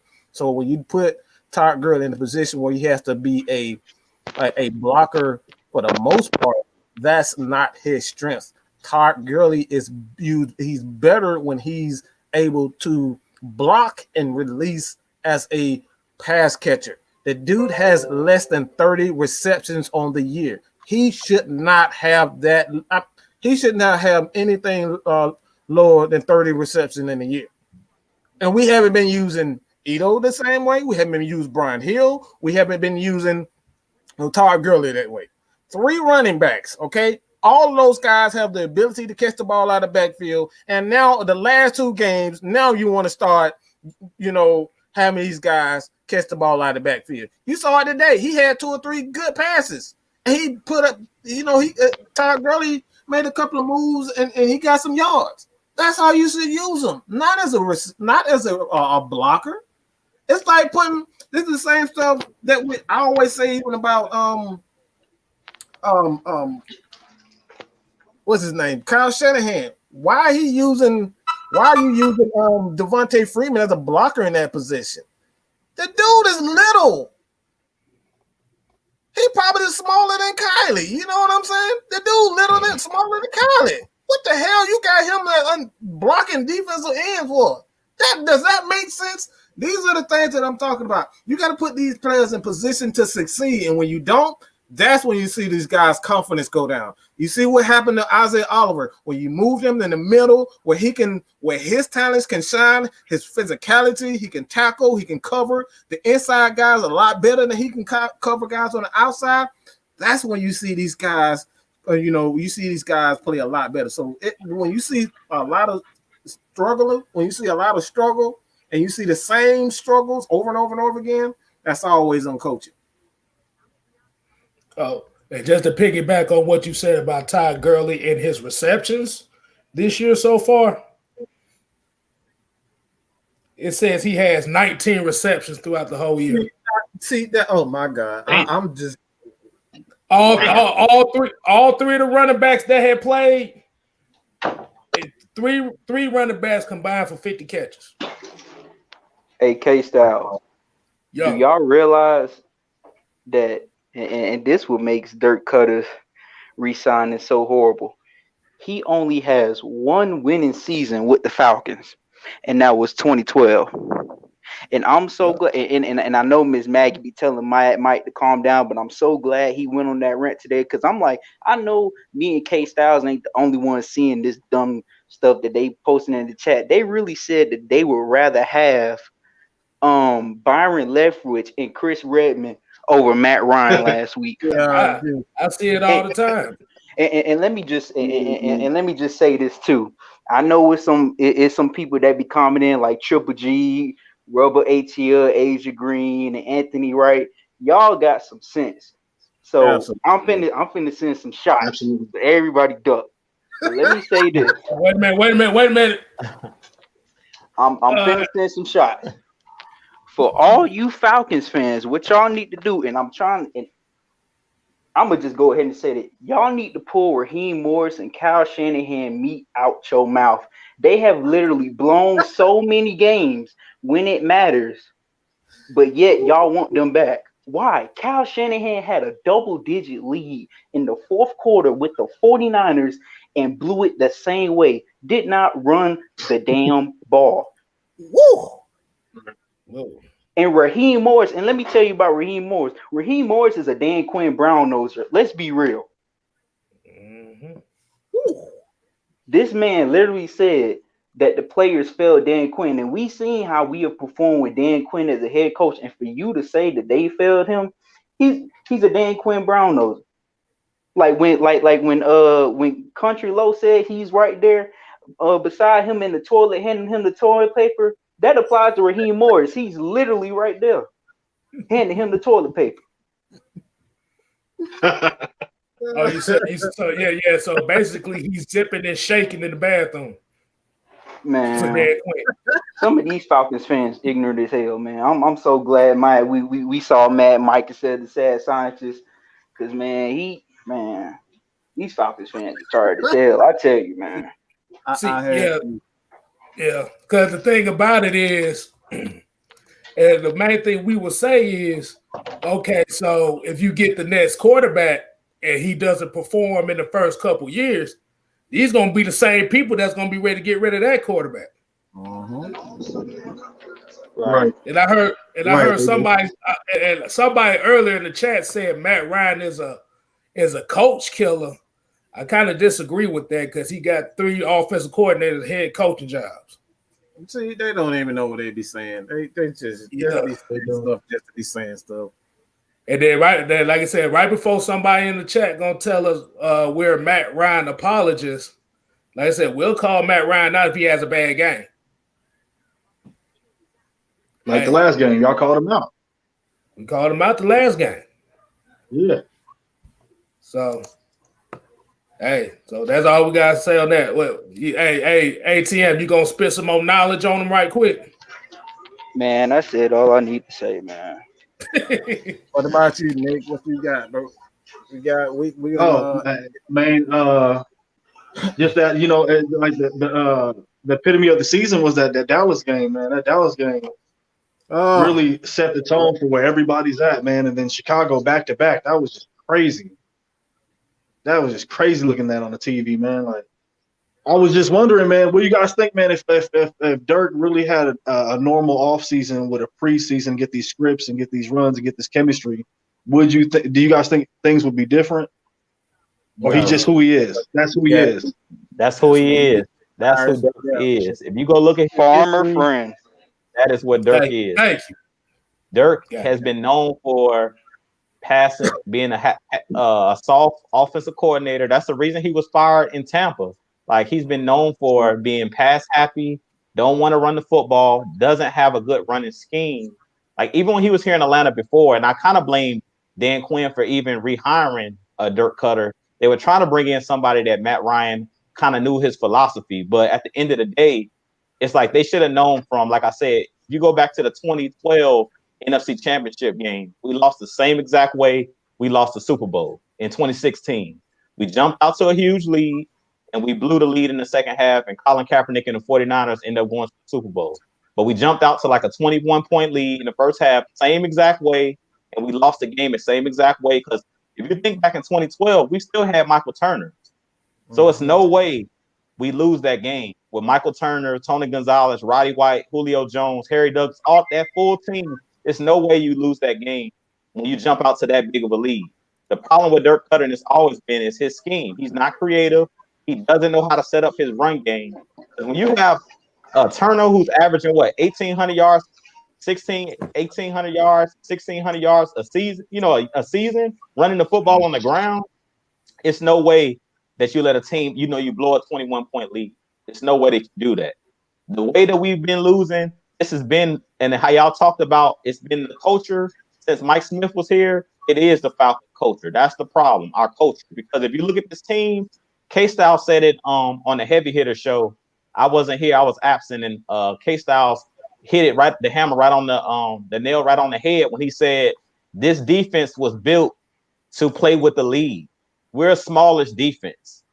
So basically, if you remember when Kyle Shanahan was here in 2016, we made that Super Bowl run, we would jump out to huge leads, and then we would just allow Vic Beasley and those guys to rush the quarterback because we had huge leads in the first half, and we were able to blow teams out. Because if you remember in 2016, we still would give up tons of yardage. That's why we were ranked like 27th in defense. We still were giving up crazy amount of yards. The thing about it was we didn't go through those lapses where we couldn't score. Because if you think about in this game, in this season, we jump out to huge leads, but then in the second half, we have those huge drops because Dirk Cutter doesn't know how to set up plays and he doesn't implement the running game. The difference between him and Kyle Shanahan, we would jump out to a huge lead with Kyle Shanahan, but then he would implement that running game with Freeman and Coleman, and we were able to bleed away a lot of those wins, sort away those wins where teams weren't able to come back. It would score points because if you go back and look at the 2016 season, teams were still averaging like 20-some points against us.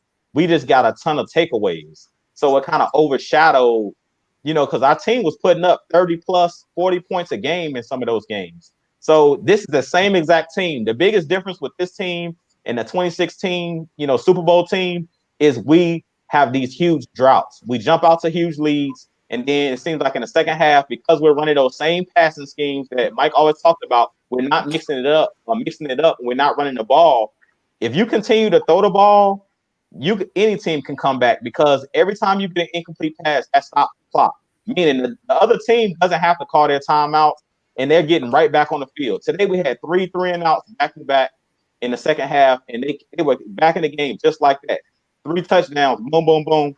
Get back in the game, or 2 touchdowns in the field goal, they tied the game up, got right back in the game.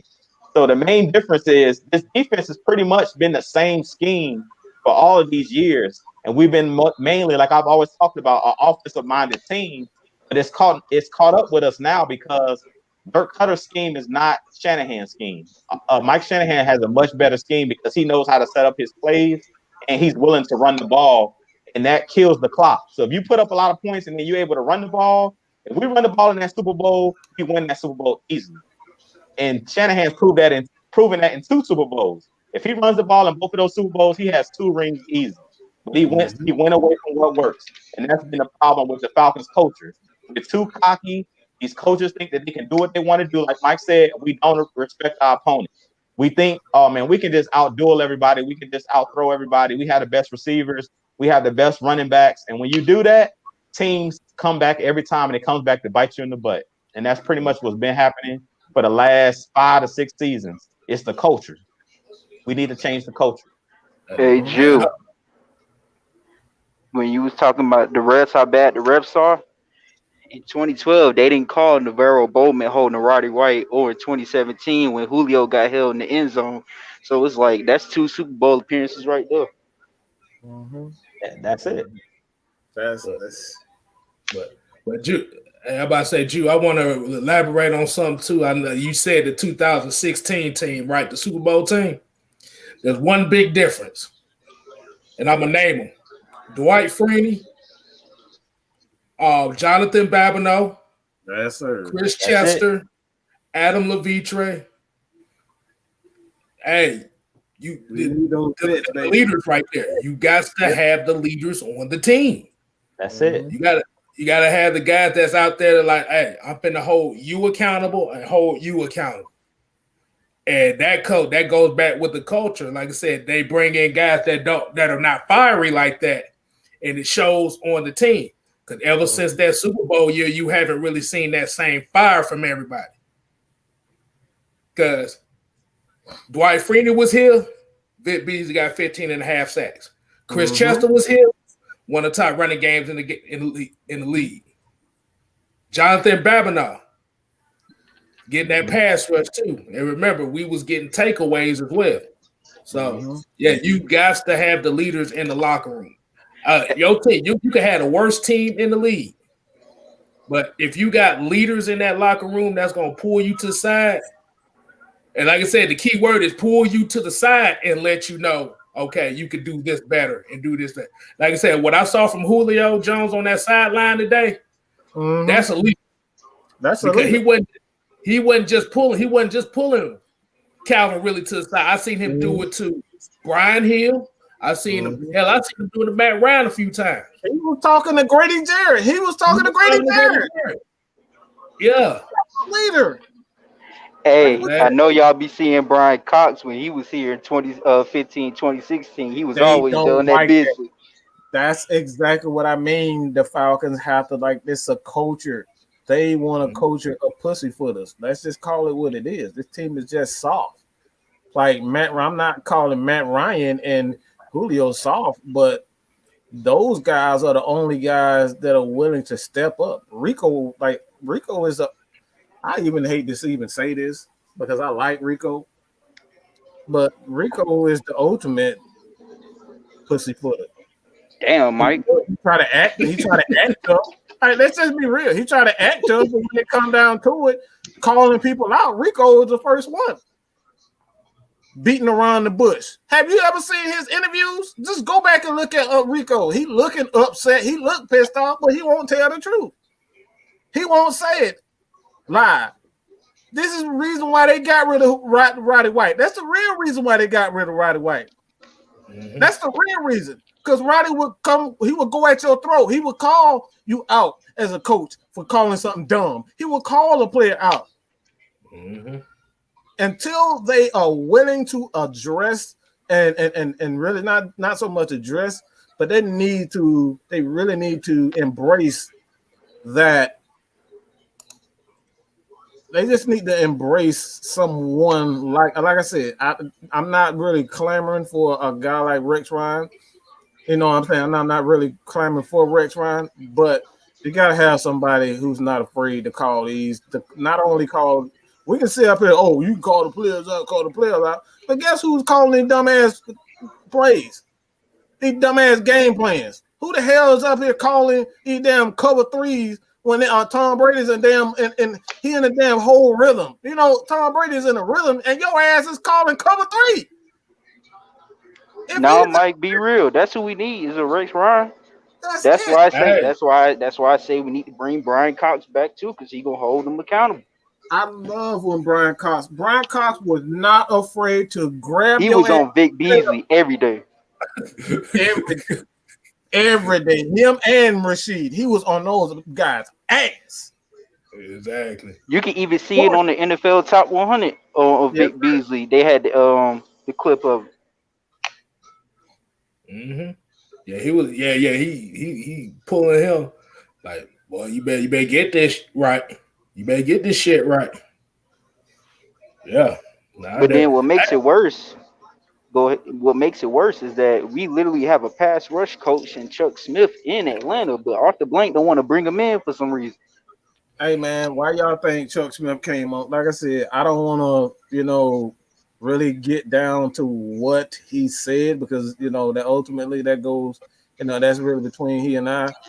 But I'm gonna say this: there's a culture of this team is just soft. You know what I'm saying? They want to be liked. And that's what it all comes down to it. Until they, really embrace or change the fact that they, I don't give a damn. We want to win games. I don't care about being liked. So until they understand that we want to win games, I don't give a damn about being on ESPN. I don't give a damn about being on Fox Sports. I listen to, until they realize that, we're going to continue to get that. Falcons want to be liked. That's their biggest issue. They want to be liked, and until they change that, man, it's going to continue. So, like I said, man, K Styles, you got anything else, man? We can get to this 2-point conversion. I was about to say before we get to that, and I think what a lot of these players don't realize, like a coach. Because I don't know if anybody done heard the rumors of Bill Cowher saying he want to coach again.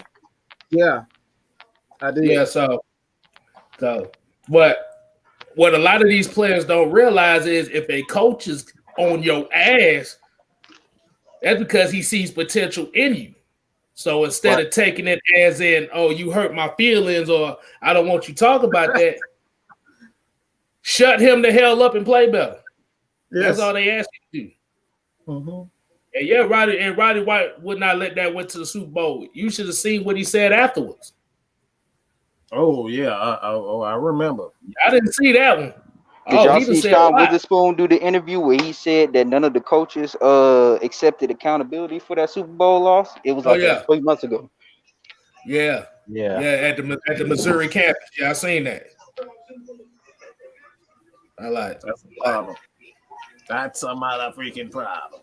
And I'm gonna say one more thing before I get off because I know y'all finna do your 2-point conversion. But I was on the Bieniemy hype train too. But I just did some research, and I know K Styles gonna like this because y'all always gonna bring the facts. You know what I'm saying? We always gonna do the research.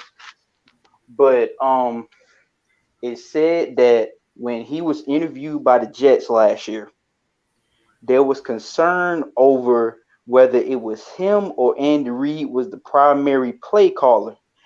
Then they said that Eric Bieniemy wanted to call plays for the Jets, which is something he had never done before. And then they hired Adam Gase. How do you lose a head coaching job to Adam Gase? Right. That's a freaking problem. Yeah, I can't get up with that, man. Yeah, because I've seen a couple Kansas City games too, and I don't really see him in that play call sheet like that. I see Andy Reid in that play call sheet. So, but hey, man, I appreciate y'all for bringing me on the show, man. Y'all keep doing what y'all do, man. Giving us them hard cold facts. Hey, Mad Mike, we don't need the mad scientists. We need Mad Mike, man. You got to start holding these fans accountable, man. Hey, man. On a regular basis. Hey, man, they tried to punk me out. Matt Ryan had one bad game, and they tried to punk me out. I had to give it to them. I don't think they know. They forgot who I am, man. All right, now y'all enjoy your holidays, man. All right, man, you too. All right, so what y'all gonna do? The 2-point here? Yeah, sir. Yeah. All right, Jew, you gonna lead the fast break on this one. All right. So first off, I want to thank everybody for tuning in this evening. As always, it's been one of those seasons, man. 2020, the season is over. I'm kind of glad that it's winding down. And to me, I'm as much as I wanted to win today, I feel like this loss just kind of puts the end to all of that. Maybe Raheem Morris will be brought back and all of that. Like, this is it. You know what I'm saying? This was the nail in the coffin because it just showed Arthur Blank. If he was having any inkling of thinking about, well, maybe these guys have turned something around and maybe we should give these guys another chance, that's it. That's over with. Like, we can forget that because he's saying that as the one the ATM was saying, they're still, brown nosing for Dan Quinn. Every time you hear Raheem Morris doing his interviews, he's talking about Dan Quinn. And I respect Raheem Morris because Dan Quinn gave him the opportunity. So I know he don't want to, disrespect Dan Quinn in any way. But at the end of the day, that's the reason why we have to clean house at this point. As Mike always say, in K-Styles, we all been saying, everybody got to go. Even Jeff Ulbrich. I like Jeff Ulbrich. I like a lot of these guys, but I like winning more than I like these guys. Let's be honest. I like to win. I hate losing. Period. So at this point, it's time to clean house. It's time to bring in somebody that's going to be creative, not just on offense, but on defense, because that's what we've seen today. When you're creative, you don't have to have, like, all of these teams have talent. It ain't an NFL team out there that doesn't have talent. You hear us say this all the time here at AFN. It's not that the Falcons lack talent. We dominated the Bucs in the first half because we have talent. We have just as much talent as any team in the league. The problem is the way that these guys are being used, period. And that's why I say it all goes back to coaching. Like, the one fan was saying he holds the players accountable and stuff like that. At this point, I'm really not even looking at the players anymore. I'm mainly focused on the coaching when I watch these games, seeing if they're going to change up the schemes, seeing in the second half, are they going to make adjustments? Because another big thing that I'm noticing with our team, we don't make any adjustments at halftime. We do the same exact thing over and over and over again, and it's expect a different result. So we're doing insanities. So we can't really blame these players when they continue to get put in the same position. Basically, the guy that got burnt, I think his name was Abrams, if I'm not mistaken. No, his name is Hall, number 44. When he was manned up on Antonio Brown on the outside, basically we just swapped him. Game against Packers. That reminded me of the game of the Packers. They just left the guy on the aisle by himself. That's insanity, bro. It reminded me of that, and it reminded me when DK Metcalf burnt Isaiah Oliver's draws off. But it was not his fault, because it was just like he's out there on the island by himself. So basically, we did him the same way we did Isaiah Oliver. We left him out there to dry by himself, no safety help. This dude is a practice squad dude we just brought up. Why is this guy on the outside with a future Hall of Fame wide receiver by himself, a number one guy? Like, that's not his fault. Like, of course the dude will get burned. Like, that's not his fault. So that's coaching. That all reverts back to coaching. So at this point, when I be doing my keys to victory and things of that nature, I'm going to just start hitting them with one key to victory, because we continue to do the same stuff. They're not listening to us. We're not seeing nothing different. The game plan is the exact same every single week. We see that we refuse to run the ball. We see that Dirk Cutter is going to come out and act like we're going to run the ball, then come out and do play action every first down. So if we're going to continue to do this, we're going to continue to see the same exact results every single Sunday. So at this point, I always want our team to win. I don't want us to tank. I do think that these players are playing hard, but when you have a coach that's incompetent, they're going to continue to put you in bad situations. And what that's going to cause you to do is lose. When you have a coach that's going to continue to put you in terrible situations, you're not going to be able to succeed that way. So at this point, I'm done looking at the players, because the players, it ain't their fault. They're basically being left out to dry, and the coaches are not holding each other accountable. Every time we hear Raheem Morris and these guys come out in these interviews, it's all pointed at the players. The players let Dan Quinn down. Matt Ryan didn't do this. Todd Gurley shouldn't have scored a touchdown. He should have laid down. Like, all of this different stuff is continued to be pointed back at the players. But at this point, this whole 2020 season is all on the coach, point blank in the period. I don't want to hear anybody blaming Matt Ryan. I don't want to hear anybody blaming Todd Gurley. When you want to blame anybody for this season, put it directly on the head coaches, Dan Quinn, Raheem Morris, and the full coaching staff. And that's pretty much all I got to say, man. At this point, we know what this season is going to end like. I mean, at this point, if they win a game, it's because these players are just that great. Because for Matt Ryan to basically have no running game and still can put up 300, 400 yards a game, Calvin Ridley can still put up the yards he's putting up. He's running basically the same routes every single game. That just shows you the greatness of these guys.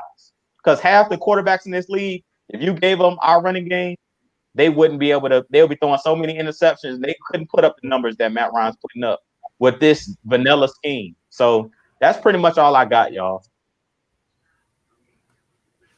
I was about to say, who you making the next pass to?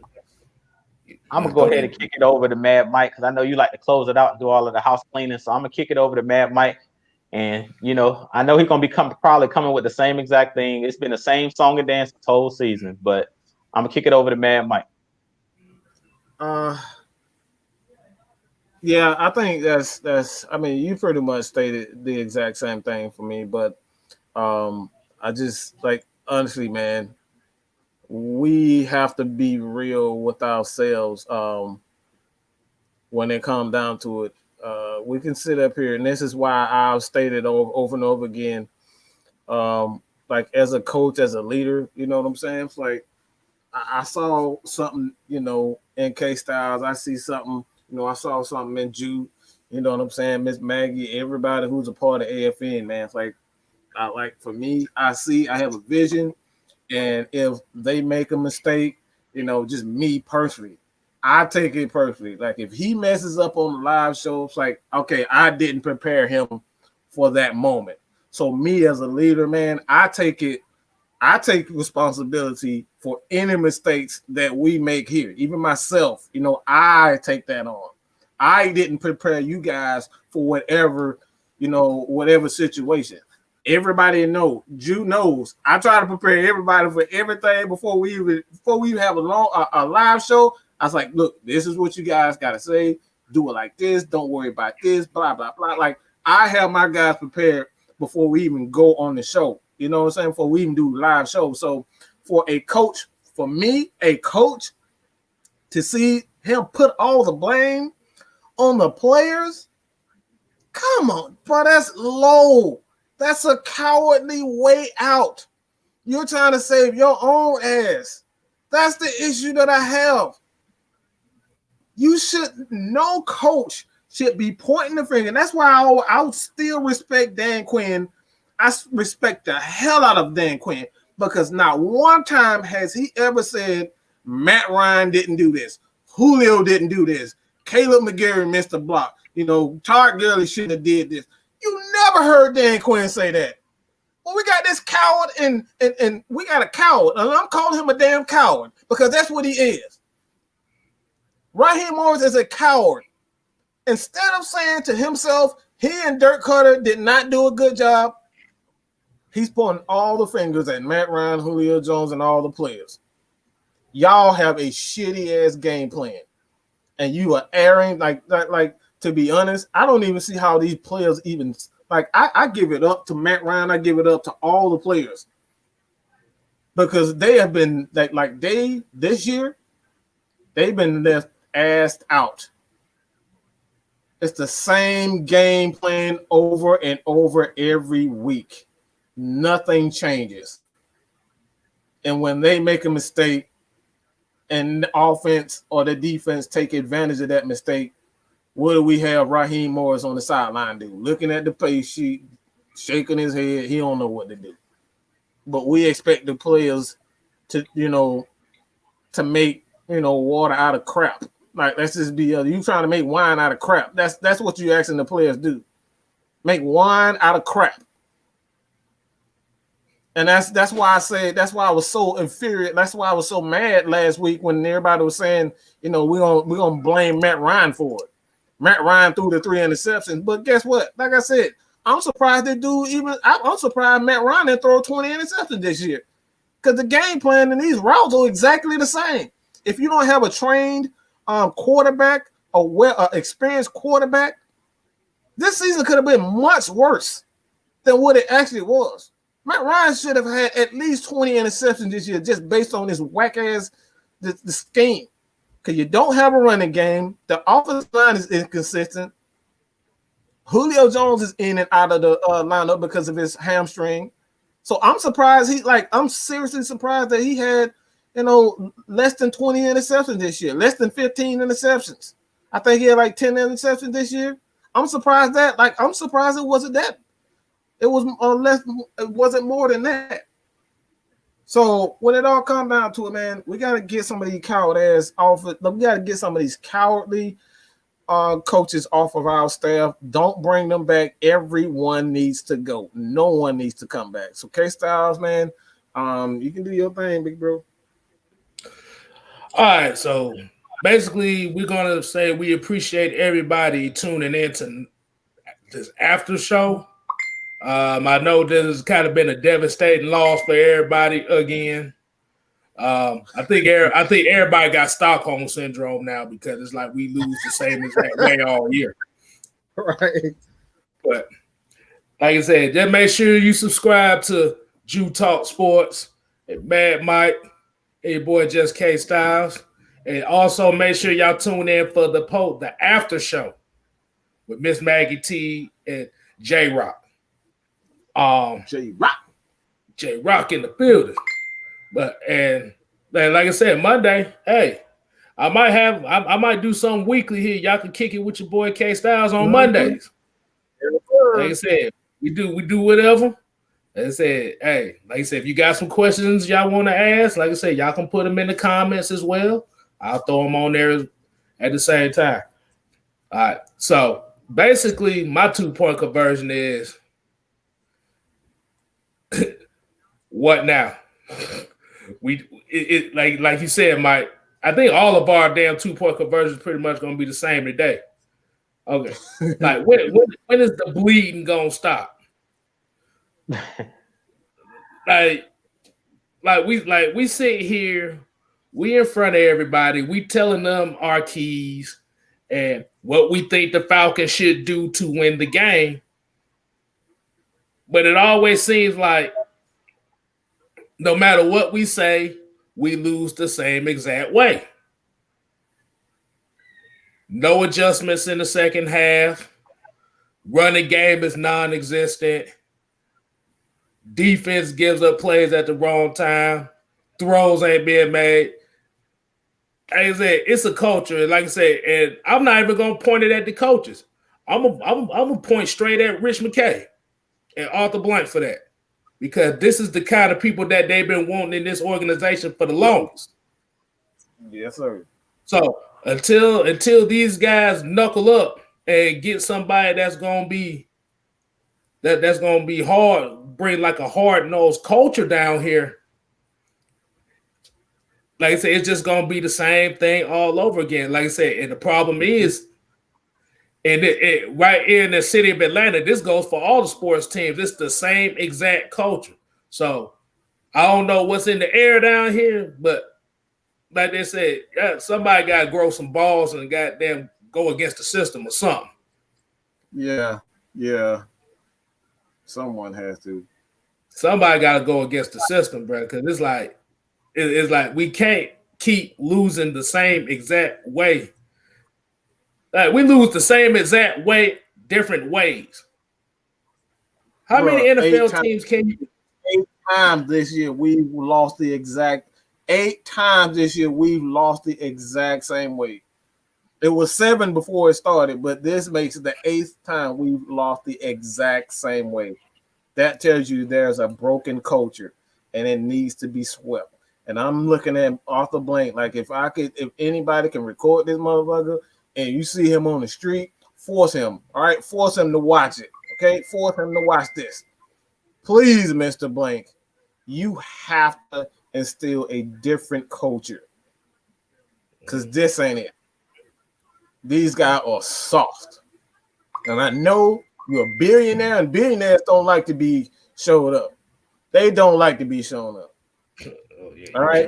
You look soft. You look weak. Your product look weak. You need to do something about this. The Hawks did something about it. The Braves did something about it. Hell, even the dang United did something about it. They didn't like the way their coach was coaching, and they got rid of him. That dude was garbage. Okay, garbage. They got that was dumb. That was dumpster juice right there. But yeah, like I said, it just. Like I said, we have to flip the narrative on here because, like I said, how many like I said, this is just go to the Falcon franchise. Y'all already charging a lot for these PSLs that these people pay for and the season tickets. I'm about to say, don't you want to put a better product out there so you can have more people buying these PSLs and stuff? Because if you're not putting a better product out, it's going to basically, like I said, in the future, it's just going to look like COVID didn't hit Atlanta every damn game because ain't nobody going to show up. Right, you're right. So nobody gonna pay for this crap. Ain't nobody gonna keep paying for this mess. I'm just gonna be real. I know I won't. I love my Falcons, but I ain't paying for this shit. I will never pay to go see this shit. I'll watch it on TV, but I'm not paying for it. Man, hey, Matt Monk said we got to sign convicts and felons on this team to change the culture. Hey, you might be right, bro. You might be right about that. Exactly. They shit, instead of a preseason, like I said, they just gonna have job applications or somebody said package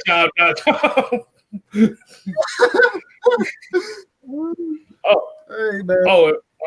Hey, Prince Ward said something here too that I have to get on the Falcons case about too. All right, he said he bought a jersey, right? But when people bought them new jerseys, I heard everybody damn near had to wait 6 to 8 months to get these jerseys. Mm-hmm. How the hell Stephen A. Smith get a jersey in 2 days?